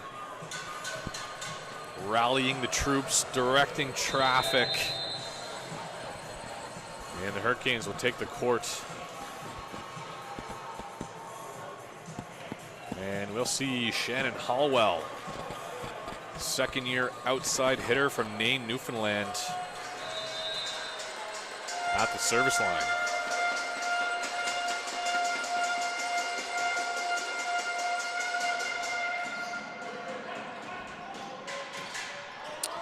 Oh, a great try there by Gray, but the Tommies. And we'll see another sub here. On the side of the Tommies, it'll be Kevin Douglas in the match. Trash will take a seat. K-Doug in the serve. And on the other side for the Holland Hurricanes, Rittere. Going back into the game. Hallwell will go back to the bench. I think he's probably going to pop in, and then he's going to be coming out for LaPointe. Yeah, absolutely. So, back into the game, LaPointe. 2-point game, 2 to play if you're the Tommies. K-Doug back to serve. He's been a serving sub a couple of times this game. He's been effective. You got to appreciate how well Marcus Lapointe plays that backcourt, patrolling corner to corner. Yeah, he's amazing. He's on lock. Two-time Libero of the Year doesn't happen by luck. It comes from 10 years experience. Lapointe in his 5th and final year of eligibility. Lapointe in his 10th and final year of eligibility. No, we've given him the years a little bit, but we've been able to play with Lapointe, and we all have a lot of respect for him. And do you think it'd be a tough thing to do, playing for your current coach as a former teammate? I mean, I would say the dynamic between you and some of the players that you're playing with is definitely a little weird. Like, it would be like me, 28 years old right now, and being on a team with a 19-year-old. Like, it's not that that's the biggest deal, especially when it comes to guys. Once you're an adult, you're kind of an adult. But by the same merit, I mean, that's a decade of experience difference. Lapointe, the seasoned veteran, and we'll see Kevin Douglas at the service line. Good serve there. Nice pass. Will Pino left side. Great job there. Wills just chucking that over. High hands. Nice touch by Lapointe. Again, this time a tip. Smart play by Brewster. Handles it perfectly. What a touch by Gray. No, this Holland team is scrambling. Wow, what a nice play there. A little bit of a miscommunication on the side of the Tommies. Gotta love the heart and hustle though from the Holland Hurricanes. What an absolute grind from the Hurricanes there. Brett Butler taking a second to make sure that him and his boy Wade are on the same page. Butler's been in this position I before. like that, seriously. Whatever Butler says goes right now. Butler stoic as always, and we'll see Oweda. Another great pass by Hamilton. Brewster. Oh my goodness. What a touch.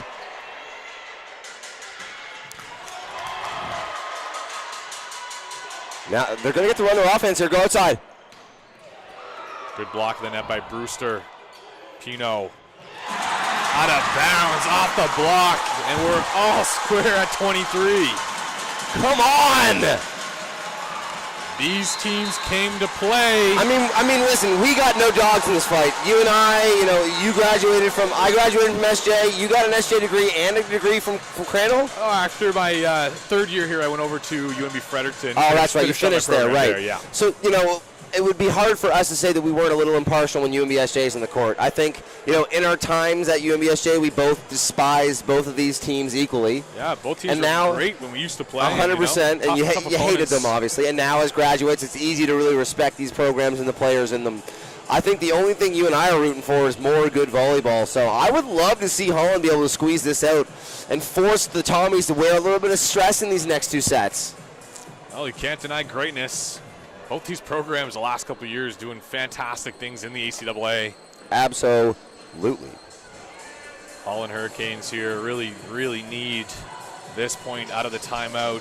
Come on. We're all tied up at 23. Give me some good volleyball rallies at the very least. And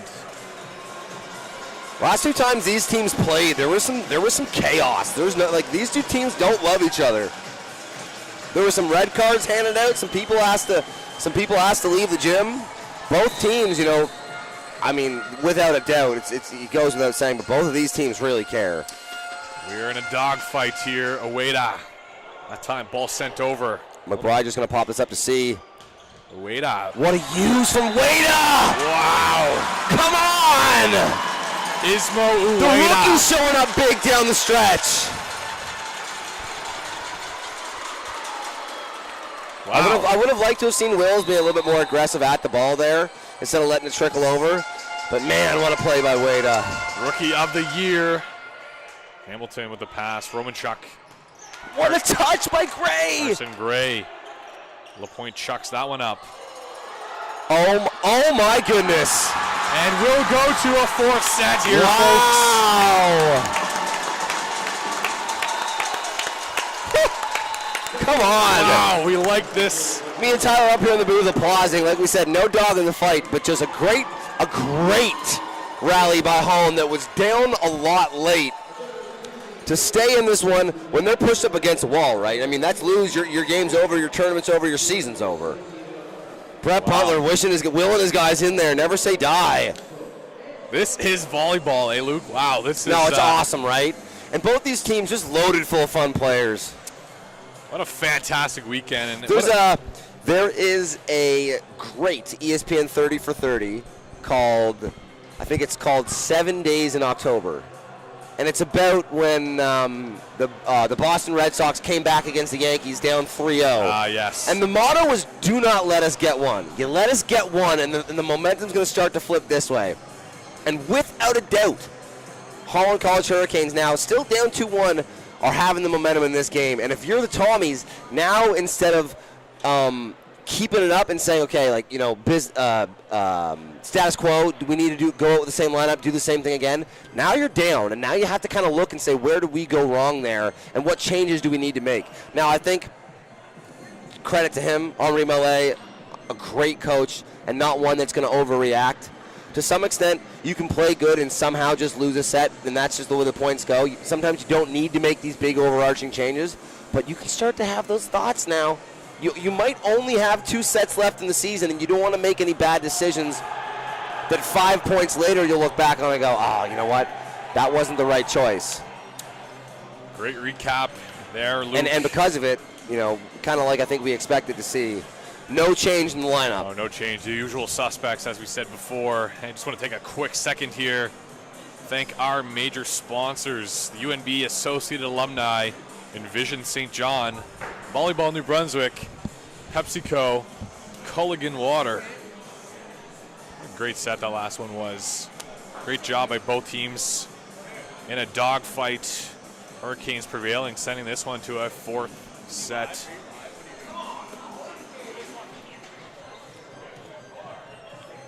Not sure what's up here, but head coach of the St. Thomas Tommies between sets here just left the gym, Henri Mallet. So Kyle Holder standing there on the bench of the Tommies. Well, the lineups are set, like I said, on the side of the Hurricanes. It's Pino and Gray on the left.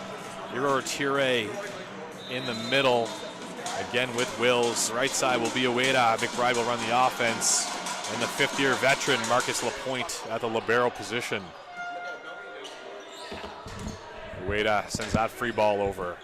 Fisset. What a touch, man. Dude, these Holland College Hurricanes are just execution testing the Tommies. The Tommies are keeping the pressure, but the Hurricanes aren't saying die, and they're making these Holland College Hurricanes earn every point. And then when they get their opportunities to capitalize like that, man, puts a lot of pressure on the opposing team. Wow. Ismo Ueda, ACAA Rookie of the Year. First team all-conference. Is that good? That's fantastic. Oh, Marcus Lapointe. Man, you know someone else who was first team all-conference and Rookie of the Year? Am I talking to him? Nice swing there from the Tommies to squeeze that through the block and take the point back. Back down to serve is Hamilton. Man, how high was the net on that one? Too high. It's just slightly too high. Is this regulation? Austin Hamilton, uncharacteristic error. What a great game. No, he's had such a good game. Fantastic game, especially in serve receive. And you made today. a good point that, like, you know, all-star last year and kind of slightly snubbed this year, and really turning it on when the bright lights are on. Raph Fisset also for the St. Thomas Tommies last year. First team all-conference, no recognition this year. Man, the defense from the Hurricanes right now. Oh, what a set by Fisset. These Hurricanes are grinding. Oh, my. Marcus Lapointe. Oh, man. Oh, my goodness. Trash. How many runs did the Tommies have to do to win that one? These teams are playing so tough right now. They're making you earn every point. As I was saying there, Luke, Raph Fisset last year, first team all-conference. This year, no all-conference team for him. But that purely, I think, is a byproduct of having Tim Javonen, another setter here. And how good Aucoin played.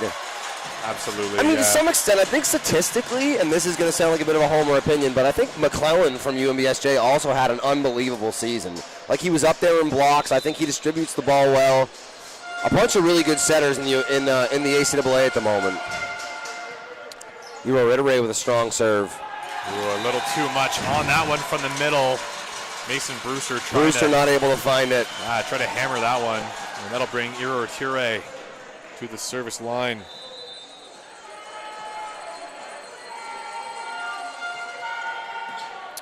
Good pass there. Fise goes left side. Call it down. The doubler. Wow. 2 quick touches. Well, after that third set victory here, Holland College looking Seriously, real good. Great start to the 4th set here for them. Moving like a well-oiled machine. Euro Ridere serving really well. Man, what a chase. Hamilton sends that over. Go back here. Ueda. Bomb squad. What a shot there. Ismo Ueda tools the block. Hell yeah, man. You'd love to see that from Ueda, who we said was a little bit quiet in those first 2 sets. And if Holland was going to come back, they were going to need him to be the player that he's been more typically all season. And he really turned it on at the end of that third and through now into this 4th. He's been playing great. And Coach Millay will change things up at the quarterback position here. Wow, how's that? Tim Javonen will run the show. That's a big moment in the game. The Tommies have so much faith in both these setters. To make that kind of move right now, it's one of those moves where if head coach Henri Millay was going to do it, it's because he's going to give Juvenen a really good look at this. I don't know if we'll see Fise again. And we'll see Romanchuk. So Juvenen now into the game, and man, to his credit, if Fise is first team all mustache, Juvenen is right there as well. He got snubbed. Great set left side, tipped over by Blizzard. Maybe a little quick, and that's gonna happen. We talked about this, especially with those 2 setter systems. There are slight differences in the way that setters distribute the ball. I mean, it's very vast when you see how different offenses run on different teams, but even within the same offense, different setters, different heights and different tempos of ball can change the way that the attackers need to come in.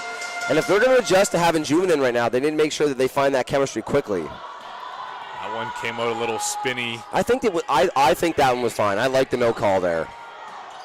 Wow, what a great job by Juvenen impacting that one. Gray to McBride. We'll go Ueda on the right. Wow, Juvenen just going to tip that one over. McBride going to go power. Juvenen gets a good touch on it, but it gets sent back.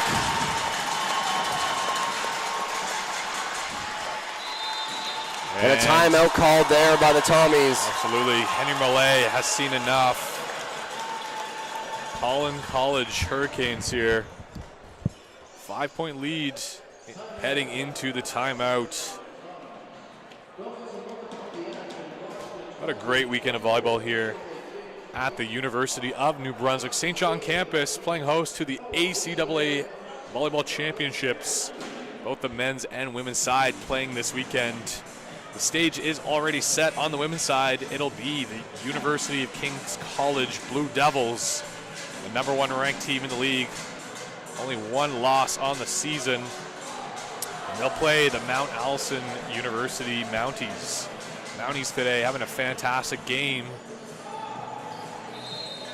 led by a couple of key players. And on the men's side, earlier we saw the University of St. Anne Dragons defeat the UNB St. John Seawolves in the 1-4 matchup. Dragons move on to tomorrow, looking to defend the crown of the ACAA, punch their ticket to CCAA Nationals. Both these teams want to play in this gymnasium tomorrow afternoon against the Dragons. It'll be the Rookie of the Year, Ueda, to serve. Handled very well. And Romanchuk with a great shot across the court, finds that far sideline.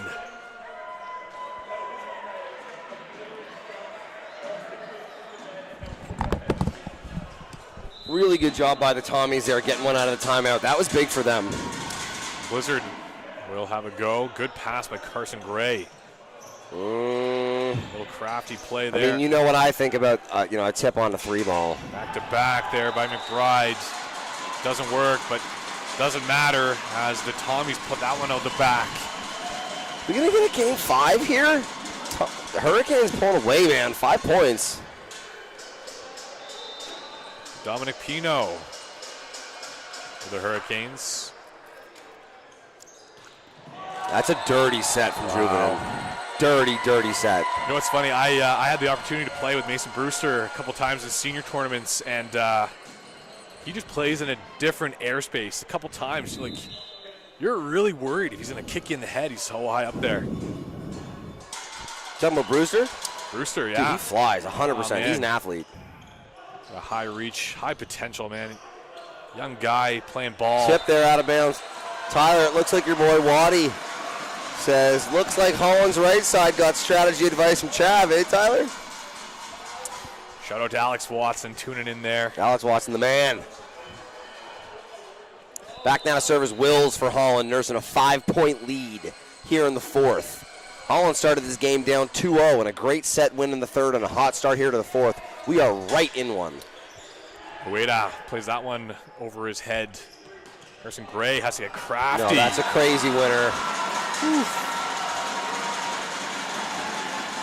Carson Gray with the fadeaway from 3.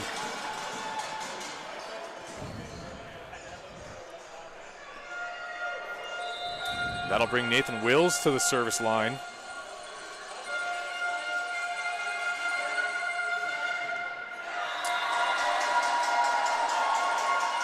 Miss there. And we'll see Tim Javonen. I said this pregame. If Javonen had better socks, man, he would be so much more swag. Socks look like rocket pops. What a swing from Gray, man. Hardwood. Signed, sealed, delivered. Carson Gray on the left side. No, this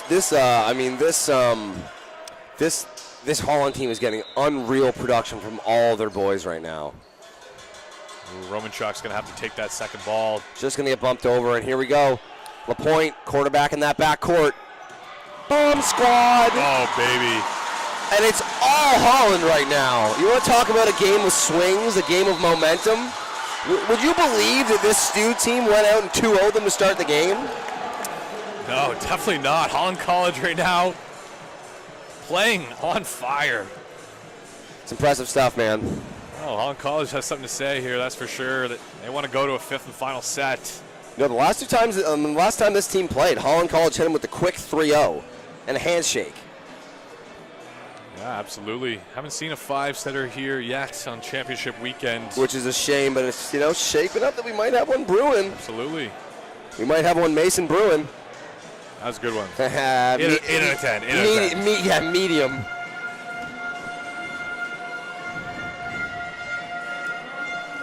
Tommies back to the court quickly. That usually is indicative of a timeout where the head coach has said, can we get our heads in it here, gentlemen? Take a deep breath and get back into it. Get me a good pass run on offense and stop overthinking it. McBride back to serve. McBride will sometimes bounce between a spin serve and a float serve. I like that sort of hybrid that it goes with sometimes. Tosses up like a spin, kind of hits a lofty float. This time we'll go off the net. Trach. And that's a tough one. That error, like an error there is going to go on Juvenin, but he was put in a tough position.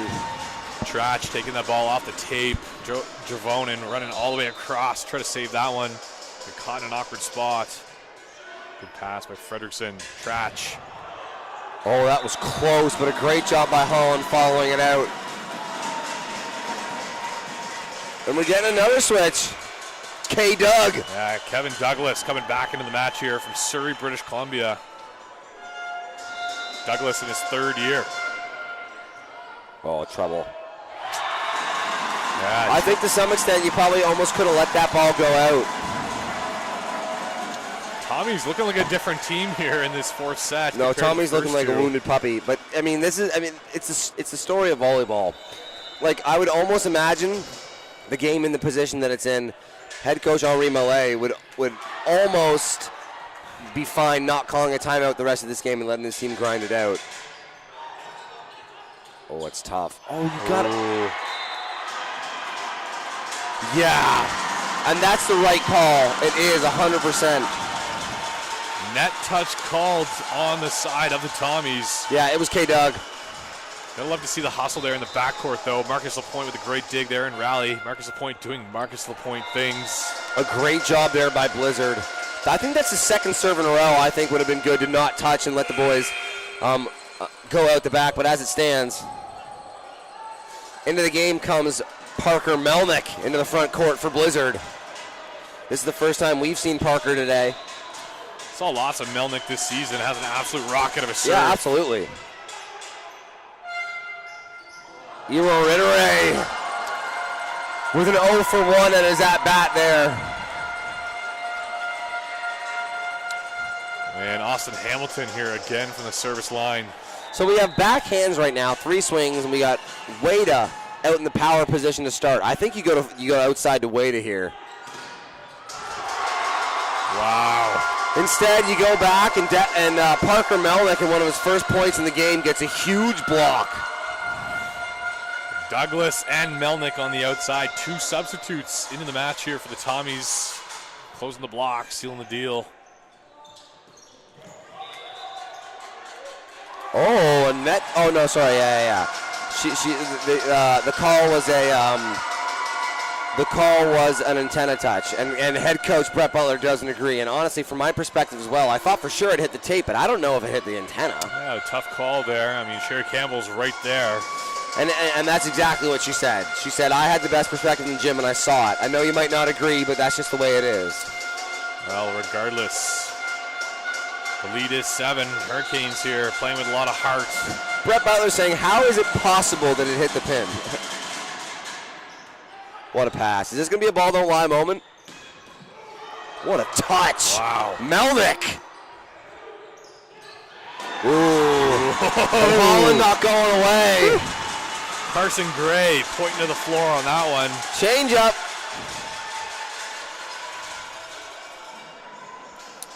Carson Gray at the service line here. Gray from Stratford, Prince Edward Island. Carson Gray, an amateur pilot, eh? No way. Yeah. What a cool thing. What a hobbyist. Eero Rittere with a dunk, but what a dig by Romanchuk. And then a winner! Tommy's not going away! I don't think the people at home can see it, but the Tommies contingency of fans right now are losing their minds, man. They're fired up. Wow. Yeah, that Back was, now to serve is K-Doug. After that exclamation point at the net here, Douglas will serve. You got backhands, 3 swings. Oh. Timeout. 6 points here. The momentum is securely on the Tommy side. I think you need a breath. I think you take a timeout here. Oh, Butler. Oh, and Butler even gets asked by Jen Brown if he wants one, and he says no. Right. Letting the boys play. Douglas again here will go. What a pass. Gray. Oh. Well, I tell you what, man, and that's why I said, you know, those people that you know what they're doing and you have the respect for, you shouldn't really question. Brett Butler gives his team one more to figure it out themselves and do a great job siding out and taking the point back. Eero Rittere now back to serve. The lead is 7 for the Hurricanes. Oof. Just squeaks over the net. Wada. I mean, man, the effort to be part of that block, get off the net, become an option again, and win it. So impressive from a first year. Wada really had a fantastic season for the Hurricanes. All the way from Heathfield, South Australia. Melnick with a winner. Great job there, Parker Melnick. Murphy comes back on the court to play some defense for the Tommies. Back now to serve is Romanchuk.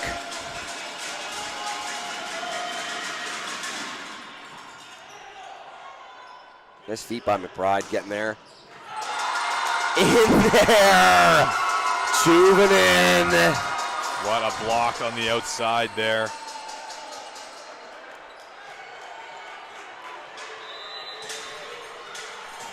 And we'll see Romanchuk again here from the service line. Oh, it took to handle well. Wow, what a set. And Wada with the winner. Like we said, man, they're going to need a lot more Wada these next 2 sets if they're going to have a chance to come back. Wada, just so calm, cool, and collected for a first-year player. He's really impressive. You can tell that he's played some high-level ball back home in Australia. Melnick with an awesome touch. No, come on. Marcus Lapointe. Maybe you could have called a double on that. I actually like the no call. Melnick! Oh, man. Wow. I'll be honest, starting this game, I was really surprised to see Melnick not on the starting lineup. He's been in and out of the starting lineup all year, and he's a great player. I mean, hey, Tommies have a full roster of great left sides. Isn't able to find it on that one. But what a difference he's been since he's come in. He's also got the fire shoes to match the kit. The black, green, and whites. I like it. No knee 100%. pads. Melnick. Nice strong hands there on the pass. Yeah, like that's Melnick, right?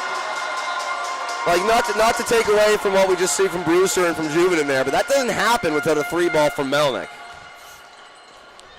What a job there by Brewster to get on top of that ball. Seriously, it's so funny that, it feels like Tommies are really making a run here, but they've basically been down 6 for the last 10 points. Brewster to serve. Oh, and Pino lets it go. Wow. Right in front of head coach Brett Butler, who's obviously perturbed by that one. Timeout. And that's a good timeout call. Last time I said that I thought that timeout call should come. It was when the lead was at 6 points. Could be that maybe that was the threshold for head coach Brett Butler to try and make this timeout and have a moment to talk to his team. Still comfortably in the driver's seat, up 5 points with only 3 to play on their side. But still, like we said, Stu is rallying, and there's got some momentum on that side. They definitely need to dial in here and make a handful of good passes if they're going to squeeze this one out.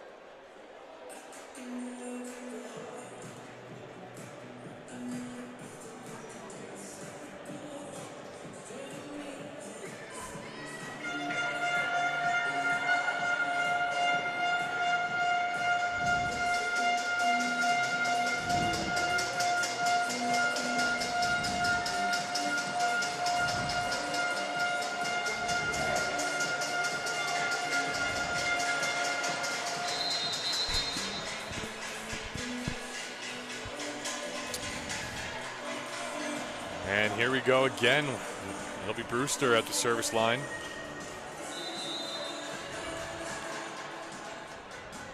After that, nice serve from him the last time around. This time. Nice touch there from Pino. We go back to Wada, who goes long. I mean, man, now just a 4-point game. No lead is too large. No lead is safe. Tommy's chipping away.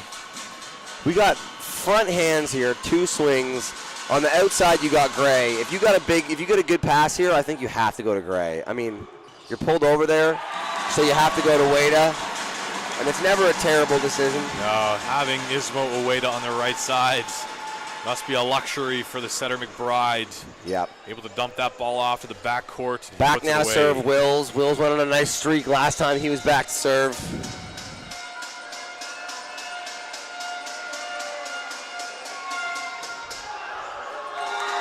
I'm sorry. Wills, you're going to go back and watch this, brother, and that's my bad. And we'll see Raf Fise back in the match here. Coach Malay. I think this decision is strictly because I think you'd argue that Raf Fise is their strongest server, and in a position where you don't really have room for error. 100%. I think Raf. It's not easy to come in and be that guy, especially after you already got, yanked this game. There's a lot going on in your head, and you're a little cold. Well, folks, here, Tyler McBride, at the line for the Holland Hurricanes. 1 point away. Just need 1 point here to force this fifth. Nice touch by Melnick. Romanchuk. This one's just got to go over.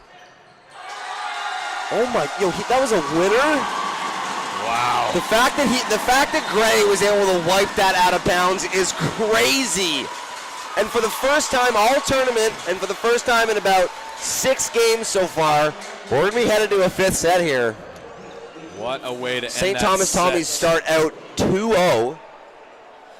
And they let Holland hang around. Wow. Like we were saying earlier, don't let them get one, because one becomes two real quickly. And now you're in the fifth. There's no doubt that the momentum is on Holland's side, despite a good, strong late rally there from the Tommies. But man, this fifth set is going to be intense. Yeah, what a way to end that fourth set there. Carson Gray looking a bit like Pablo Picasso with a masterpiece. Seriously. On the outside. With a beautiful stroke of the pen to the outside there. Fisay and Carson Gray, team captains. All right, now it's interesting to see. Point flip. We made some changes on the Tommy side that I think, were effective. And as I say that, you can see Parker Melnick being the guy that's directing this, looks like a player-led meeting here in between sets. I'm interested to see who we see from the starting lineup, because it looks like they got good mileage out of Melnick from the power spot over Blizzard. And there's something to be said about Juvenin came in and there was a good energy about him in there too. Specifically, the fourth set's the only example that we have, but in that fourth set, I think the Tommies played a little bit better with those two people in the game. Now, sometimes it's just about making changes because a team needs a spark, not necessarily one player really deserving to get benched or one player playing that much better than the other. But the decisions in front of head coach Henri Millet right now are very interesting. And you can see he just took to the huddle with the final lineup, and there are eyes glued to it. I don't know if all of these guys know exactly who's going to be playing here in the fifth.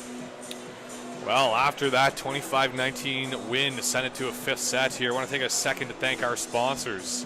UNB Associated Alumni, Envision St. John, Volleyball New Brunswick, PepsiCo, and Culligan Water. So as it seems, Raph Fisay survives, the temporary benching there in the fourth to be back as the primary setter here for the fifth. But Parker Melnick, the first-year player, has earned his spot here in the fifth. A great showing from him to close out the fourth, coming in spell of blizzard here for the fifth. And head coach Henri Millet is going to roll with him here. Also going to stay on the court on the side of the Tommies is Kevin Douglas. K-Doug going to give Trach a spell there on the sideline. And on the side of the Hurricanes, it'll be the same lineup we just saw in set 4. It'll be Gray and Pino on the left, Iro-Atire and Wills in the middle, Ueda on the right, McBride will set, and it'll be Marcus Lapointe to play the libero position. So Raph Fisay to serve. Fifth set, man. For those that don't know, I would imagine you know, but for those that don't, the fifth set's only to 15, and we're going to switch sides when the first team reaches 8. And it's a very real, important break to get to that 8-point mark. The team that makes it, there's a whole lot of momentum that comes with it. And Wada out of the backfield from downtown for the first winner of the fifth. You know what's most impressive about that point there? Marcus Lapointe running to that back corner, getting a platform on it, chucking it up to the rafters. He's done that a million times. He could do that in his sleep at this point. Nice tip, but handled well by Holland. Carson Gray digs that up and then goes and gets the volley kill. Wow. Carson Gray, first team all-conference, along with Ismo Ueda on the side of the Hurricanes. No ball in play here. You say kicks that away. McBride will serve. I love that set. What a swing, man. Romanchuk, hardwood. Back now to serve Austin Hamilton. Austin Hamilton here. Who had a really strong first 2 sets, a bit of a quiet next couple sets. Pino getting down low for that one. Wow. Murphy with a great touch. Melnick with an amazing swing. Scooped up by LaPointe. Oh. Wow. But Wada, I don't know if that was going in from Wada, but a little bit of 14-on-14 crime as Wada gets the error off of Hamilton. Back now to serve is Gray.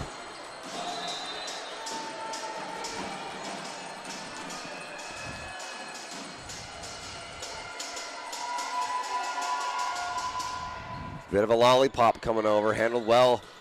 No. Really impressed with Douglas coming into this match. K. Doug back to serve.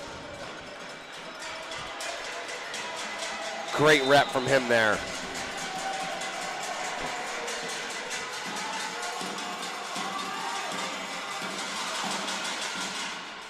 Good serve at Oh, LaPointe. I mean, what a touch from LaPointe. And what a winner by Wada. Ismo Ueda able to outmuscle the block on that one.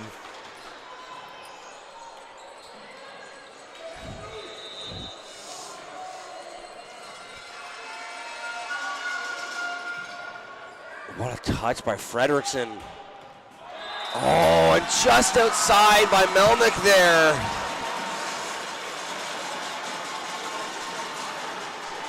And we'll see another serve here from Irotire. Last time, good serve. That time in the net. And I was about to say, despite the fact that he has a very thin line of margin because of how low he hits it, I thought he'd had an awesome serving game, but unfortunately that one goes into the net, and it's going to give the point back to the Tommies. And just like that, it'll be Rowanchuk.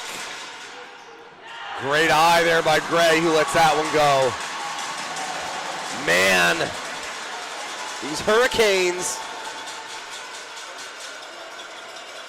I thought Hurricane season was over. Well, never say die. Ismo Ueda. Going down 2-0 and forcing the game 5 is a great, I thought Hurricane season was over moment. Wada now back to serve. Rookie of the year. Great What a pass by Hamilton. What a pass by Hamilton. No, I don't know if I agree. Great job by LaPointe. The give and go. The give and go to Brewster. Brewster having a day.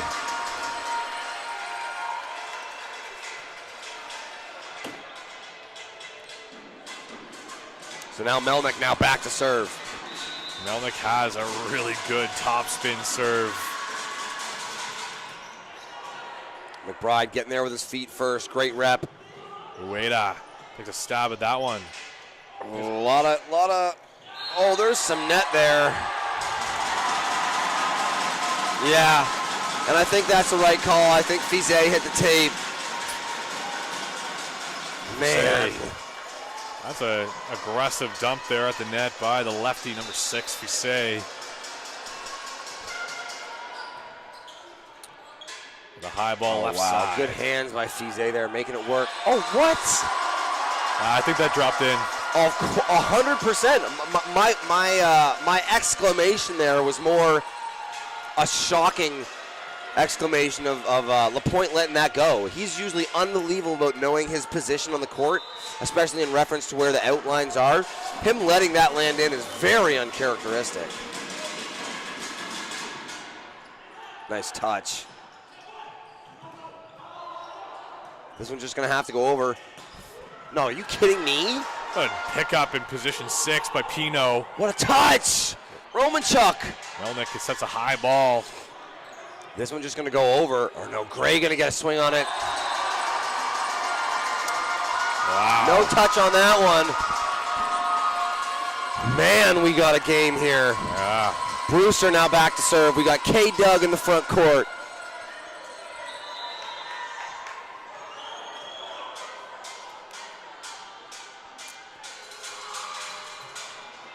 Pino gets hands on that one.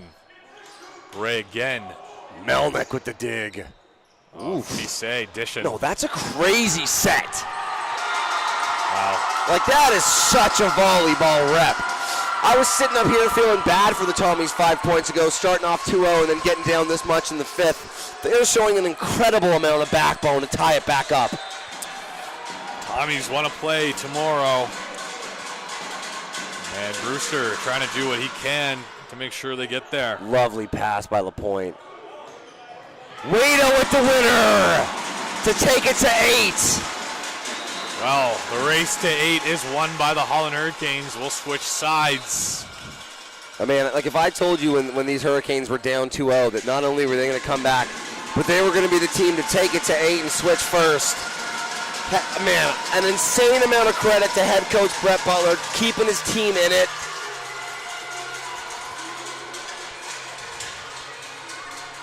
Head coach Butler having a communication with his players here, just making sure everybody's on the same page. We got Wills serving. Seems like Butler has an idea or a person that he'd like to see him serving to. He also had a conversation with Gray as he took the front court. Tommies, they got Melnick, Hamilton, and Fredericton receiving. We got front hands and 2 swings. I think you want to see this. I mean, honestly, if you get a good pass, let me see some K-Doug here.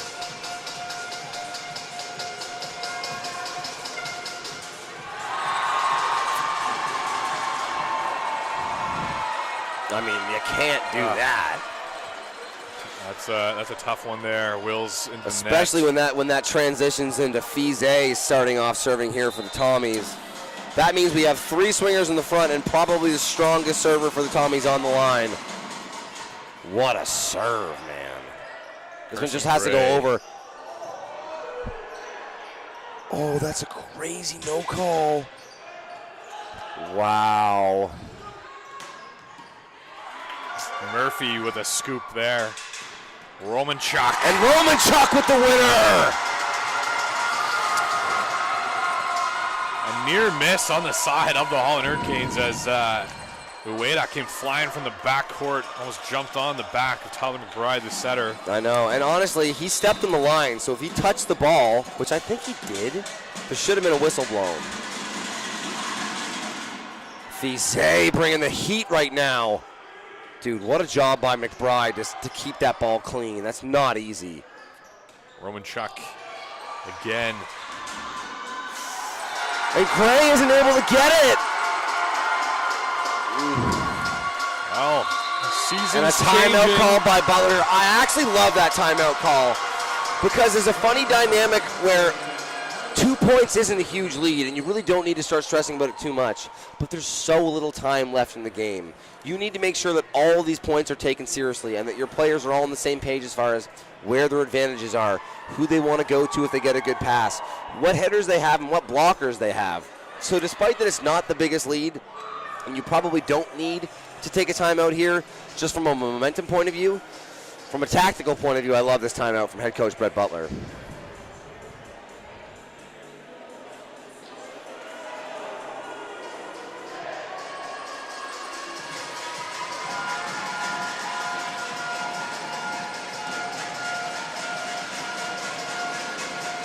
All right. Well, so out of the timeout now, Fize back to serve, leading by 2 here in the 5th.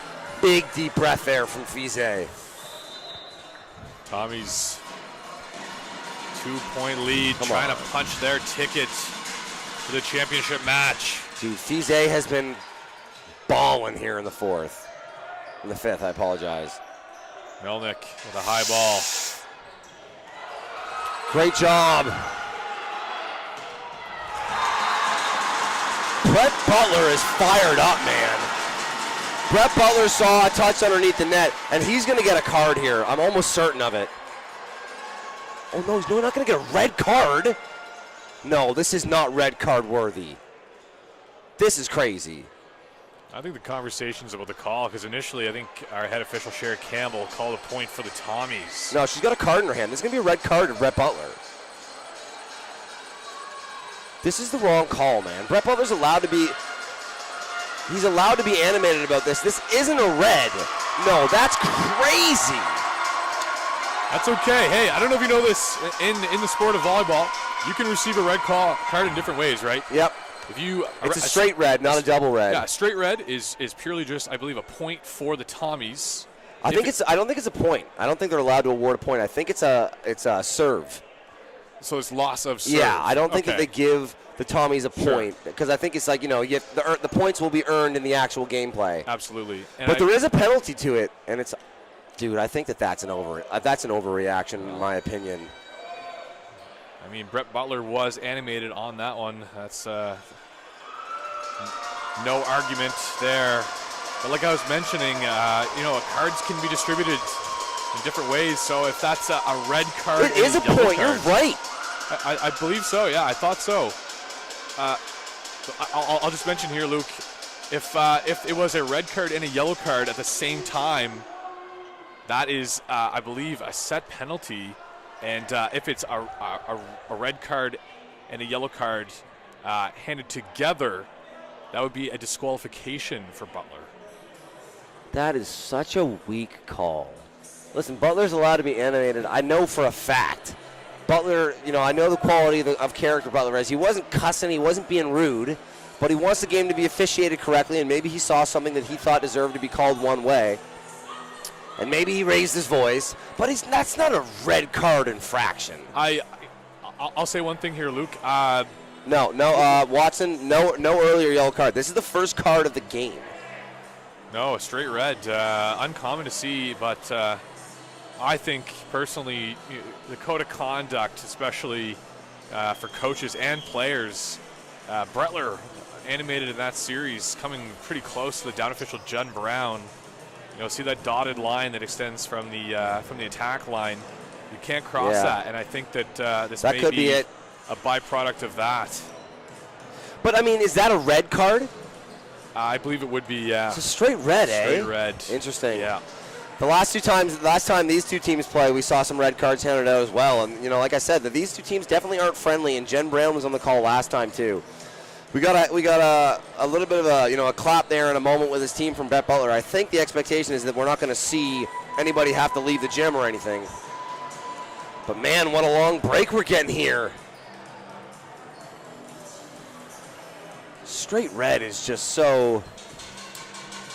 I mean, I don't want to harp too much on it because these refs have a better understanding of the context of the game than I do. But I've never seen it. All right. Actually, you know what? Earlier this season, I did see a straight red. St. John Seawolves, UNB in town playing Crandall University. Cameron Wills got a straight red. Straight red, yeah. For what? I think he said something to the crowd. Actually, no, I'll correct myself. I believe something was said through the net. Yeah. I have no idea what was said. I mean, Cam Willis, I would never think that anything that he would be doing on the court to be like overtly disrespectful or his intention, but he's a fiery guy.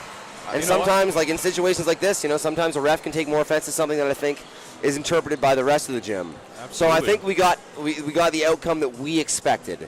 A transfer of serve, no change in points. And we're back to where we were. Honestly, if you don't trust or if you don't think that the person serving is the strongest server, I don't even really mind being the person now to be on defense. You get to run your offense first. Absolutely. All right. Well, long break. So after all that, we got Juvenin back to serve.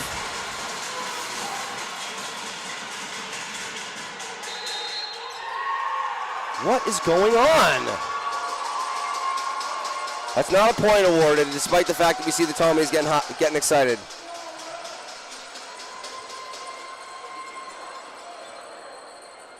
What even happened there? I'm not even sure.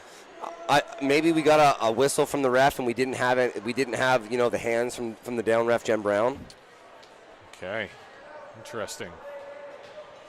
For those that aren't aware, we had a straight red card assessed to head coach Brett Butler, just for a reaction that he had to what he believed to be a missed call. Functionally, that's just a loss of serve for Holland, but that is what the big delay is here. On that serve, I'm not exactly sure why our second official, Jen Brown, blew it dead, and I appreciate the conference that we're having near the scorecard. A couple of really bright minds in the game there talking about what the best play is here. I don't think it was an out-of-rotation thing. I think we heard a whistle for the serve, so I'm not exactly sure what this current stoppage of play is for. Well, if there's someone to solve the Looks problem. like we're going to get a reserve. Yeah, hey, if there is someone to solve the problem here, it's Pat Thorne over there, the gray sweater we see. Obviously. And look, we have Jen Brown like gesturing towards the iPad, which is like a way for the refs here that are keeping score and track of timeouts and things like that. And I believe also cards is like an app of some kind. And it looks like maybe Jen Brown had some issues with how her iPad was set up. There's an iPad that's like strapped to both, in front of both of the referees. You might be able to see it in the foreground on the left hip of our first official, but it's directly behind the post of our second down official, Jen Brown, who's talking to Raf Fizet at the moment.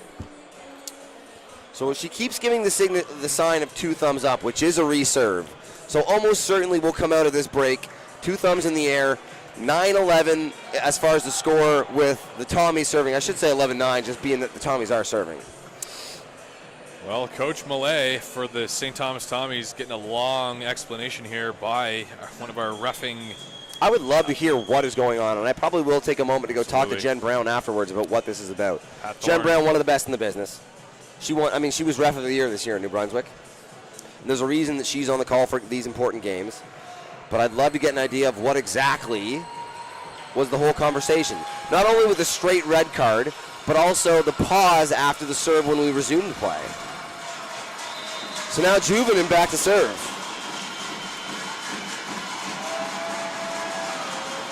No, Stu didn't get a point for the card. Keno getting low for that. Out. And just overcooked on the right side there. And now a 3-point lead for the Tommies. Some timeout conversation here, and then Brett Butler's going to take one.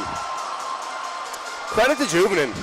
We were paused there for about 15 straight minutes of game time, and I'm not exactly sure what was going on. It can be easy to lose the plot and come back maybe a little more, cold when it comes time to serve. But out of both those long breaks, Juvenin puts a good serve in, and looked like Tommies took the point out of both those, breaks.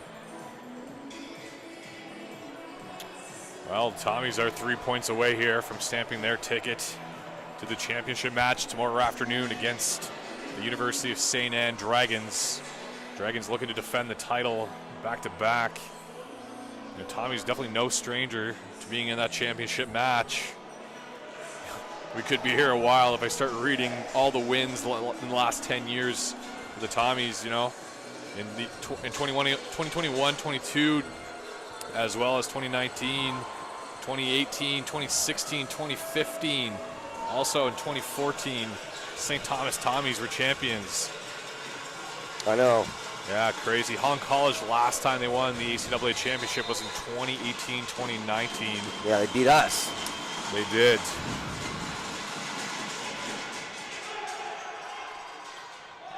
Carson Gray.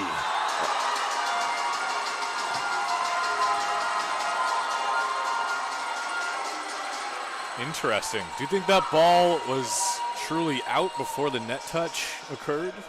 Is that what the call was, Because it looked like Gray fully thought that they won that point. Yeah. Down 4 now, man. Yeah. Holland got a grind. It starts with a pass. Juvenin back to serve. Well, good serve here, that's for sure. Deep float. No. That one will hit the pin on the outside. Wow, Carson Gray at the service line. You got to think he's got to serve tough, but also back into the game comes Hamilton. Got to make your serve if you're Carson Gray. Yeah, first one's got to go in. Just a 3-point game. Both teams totally in this.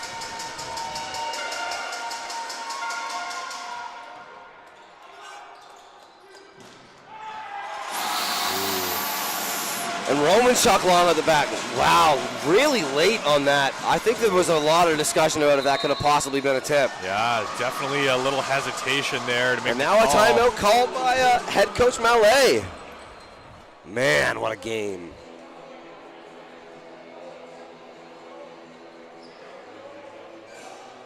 Mr. Lou now on the radio. What a tune. Turn up the radio. What's the stereo? Well, hey, folks, pretty good crowd on hand. 2 teams here making a road trip to St. John to play some volleyball. All right, so let's look at it. The Tommies, they got Melnick at the net. They got Roman Chuck at the net. And they got K. Doug at the net. Yeah, K. Doug coming into this game, making his impact felt immediately.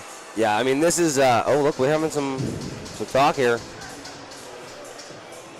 Sherry Campbell trying to make sure things don't get out of hand, I guess. I'll be interested to hear what this conversation is, because despite the fact that Butler got a red card, I really don't think that these guys have been, these teams have been unruly by any means. Oh, but again, you see one of the head officials in the province of New Brunswick, Pat Thorne, giving a long explanation to Coach Henry Millay of the St. Thomas Tommies. And Henry Millay, his reaction was basically, yeah, whatever, which kind of signals to me that he doesn't agree with it, but how are you supposed to disagree with the ref, right? That's the final say.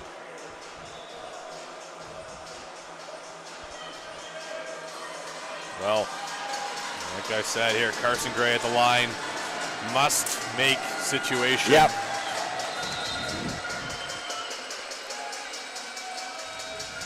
Man, I'm nervous up here in the booth. I can't imagine these guys. First serve goes in. Nice pass from Hamilton. Uh-oh. Holland going to run their offense here.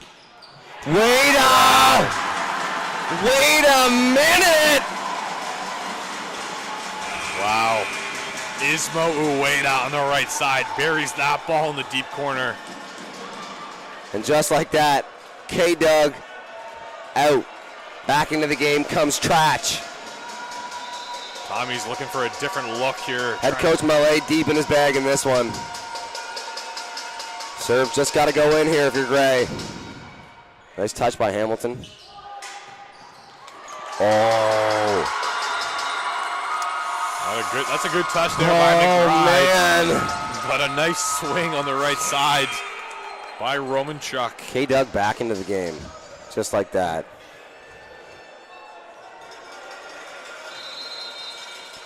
Timeout by head coach Butler. Man, we are in one right now.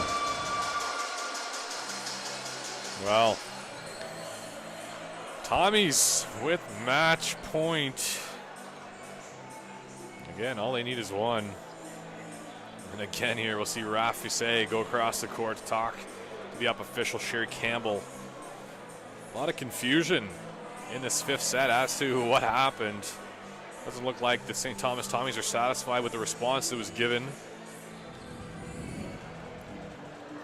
On the other side, Holland Hurricanes just looking to play ball right now. Coach Butler directing traffic. Hurricanes, they know what they need to do here. Ueda been fantastic on the right side. Hiro Retire here, also in the front court, will swing from the middle. It'll be Dominic Pino on the left.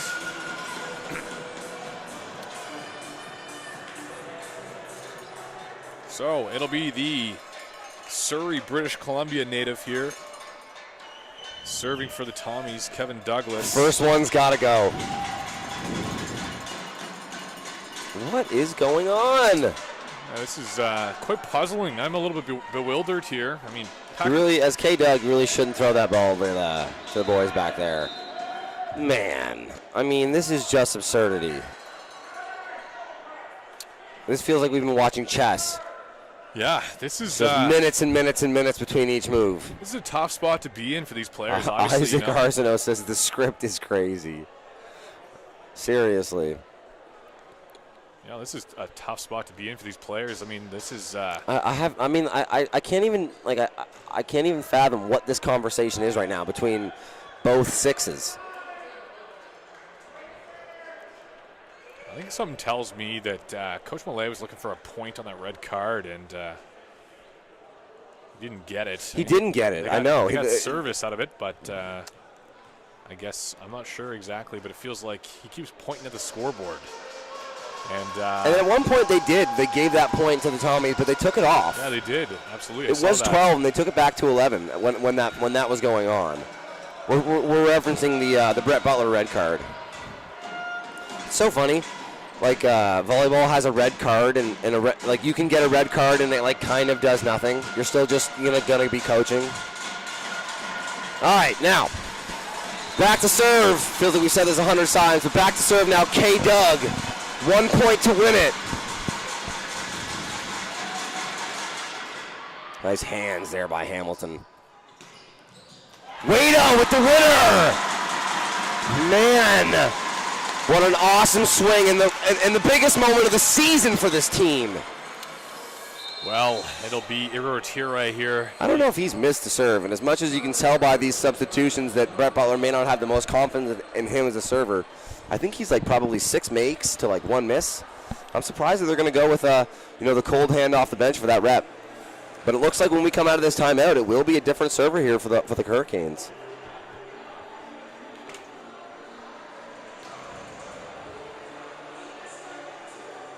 I mean, we're closing in on a 3-hour game here.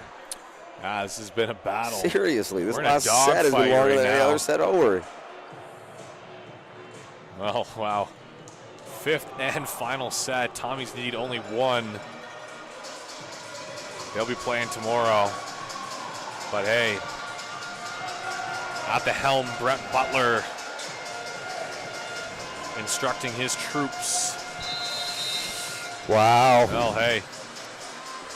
It's how crazy is this? No matter who goes back to serve right now, it's the biggest serve of their competitive life. Yeah, season on the line here, and it'll be. And I think other than one player on USA, this is the highest level volleyball anyone on these courts have played. I mean, it's funny to say, but I would say this is very likely the biggest serve of. Shannon Howell. Oh, it's over. That's live. That's totally live. Melnick with a couple awesome touches. Ueda, roll shot. And Stu does it! Wow. Man. What an amazing effort from Holland to come back from as much down as they were to force this game 5. But credit to the Tommies. It could have been easy to roll over once you let them back into this and force this game 5. But they came out, despite all the distractions, despite all the conversations going on with the red card and the officiating and stuff, and just played better down the stretch. Man.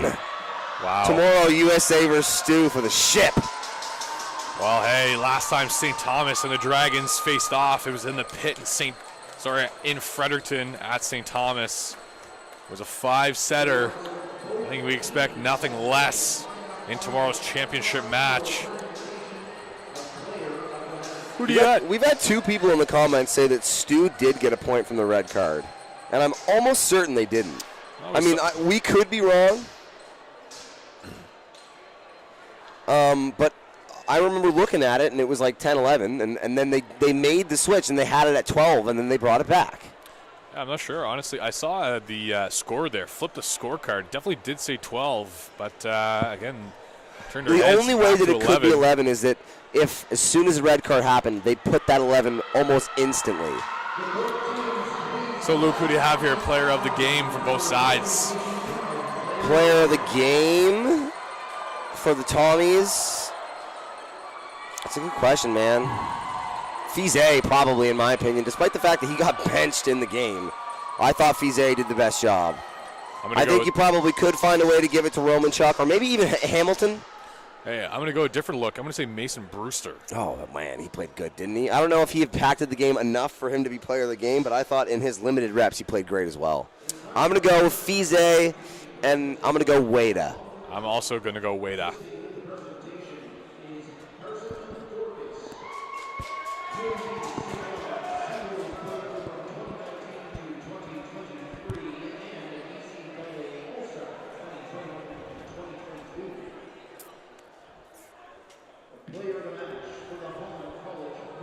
Number 14. You know what? Pino had a great game as well. I guess. I mean, to some extent, somebody had to win the award.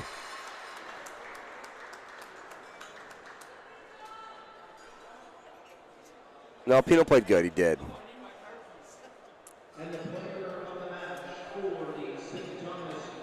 Fize. Yeah, tough to not also give it to Romanchuk. That's Romanchuk? Yeah, Romanchuk played dirty. Yeah, a lot of volume on the right side. Romanchuk. Isaac Arsenault, STU is a bad school. There's a lot of unnecessary negativity here in the chat. Let's knock that off here, gentlemen. Hard-fought battle here. Tommies prevail.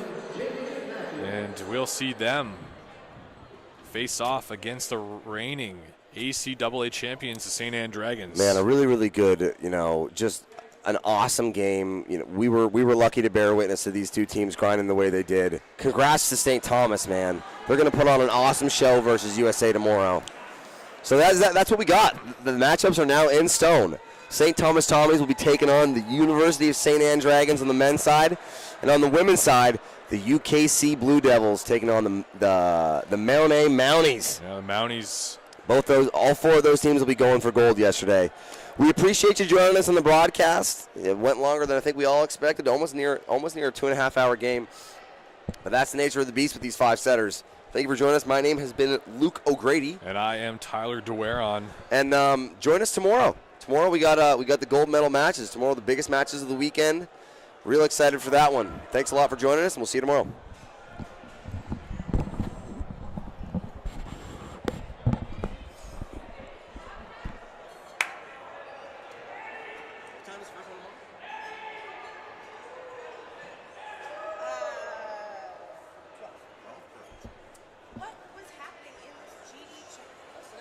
I need to know what happened.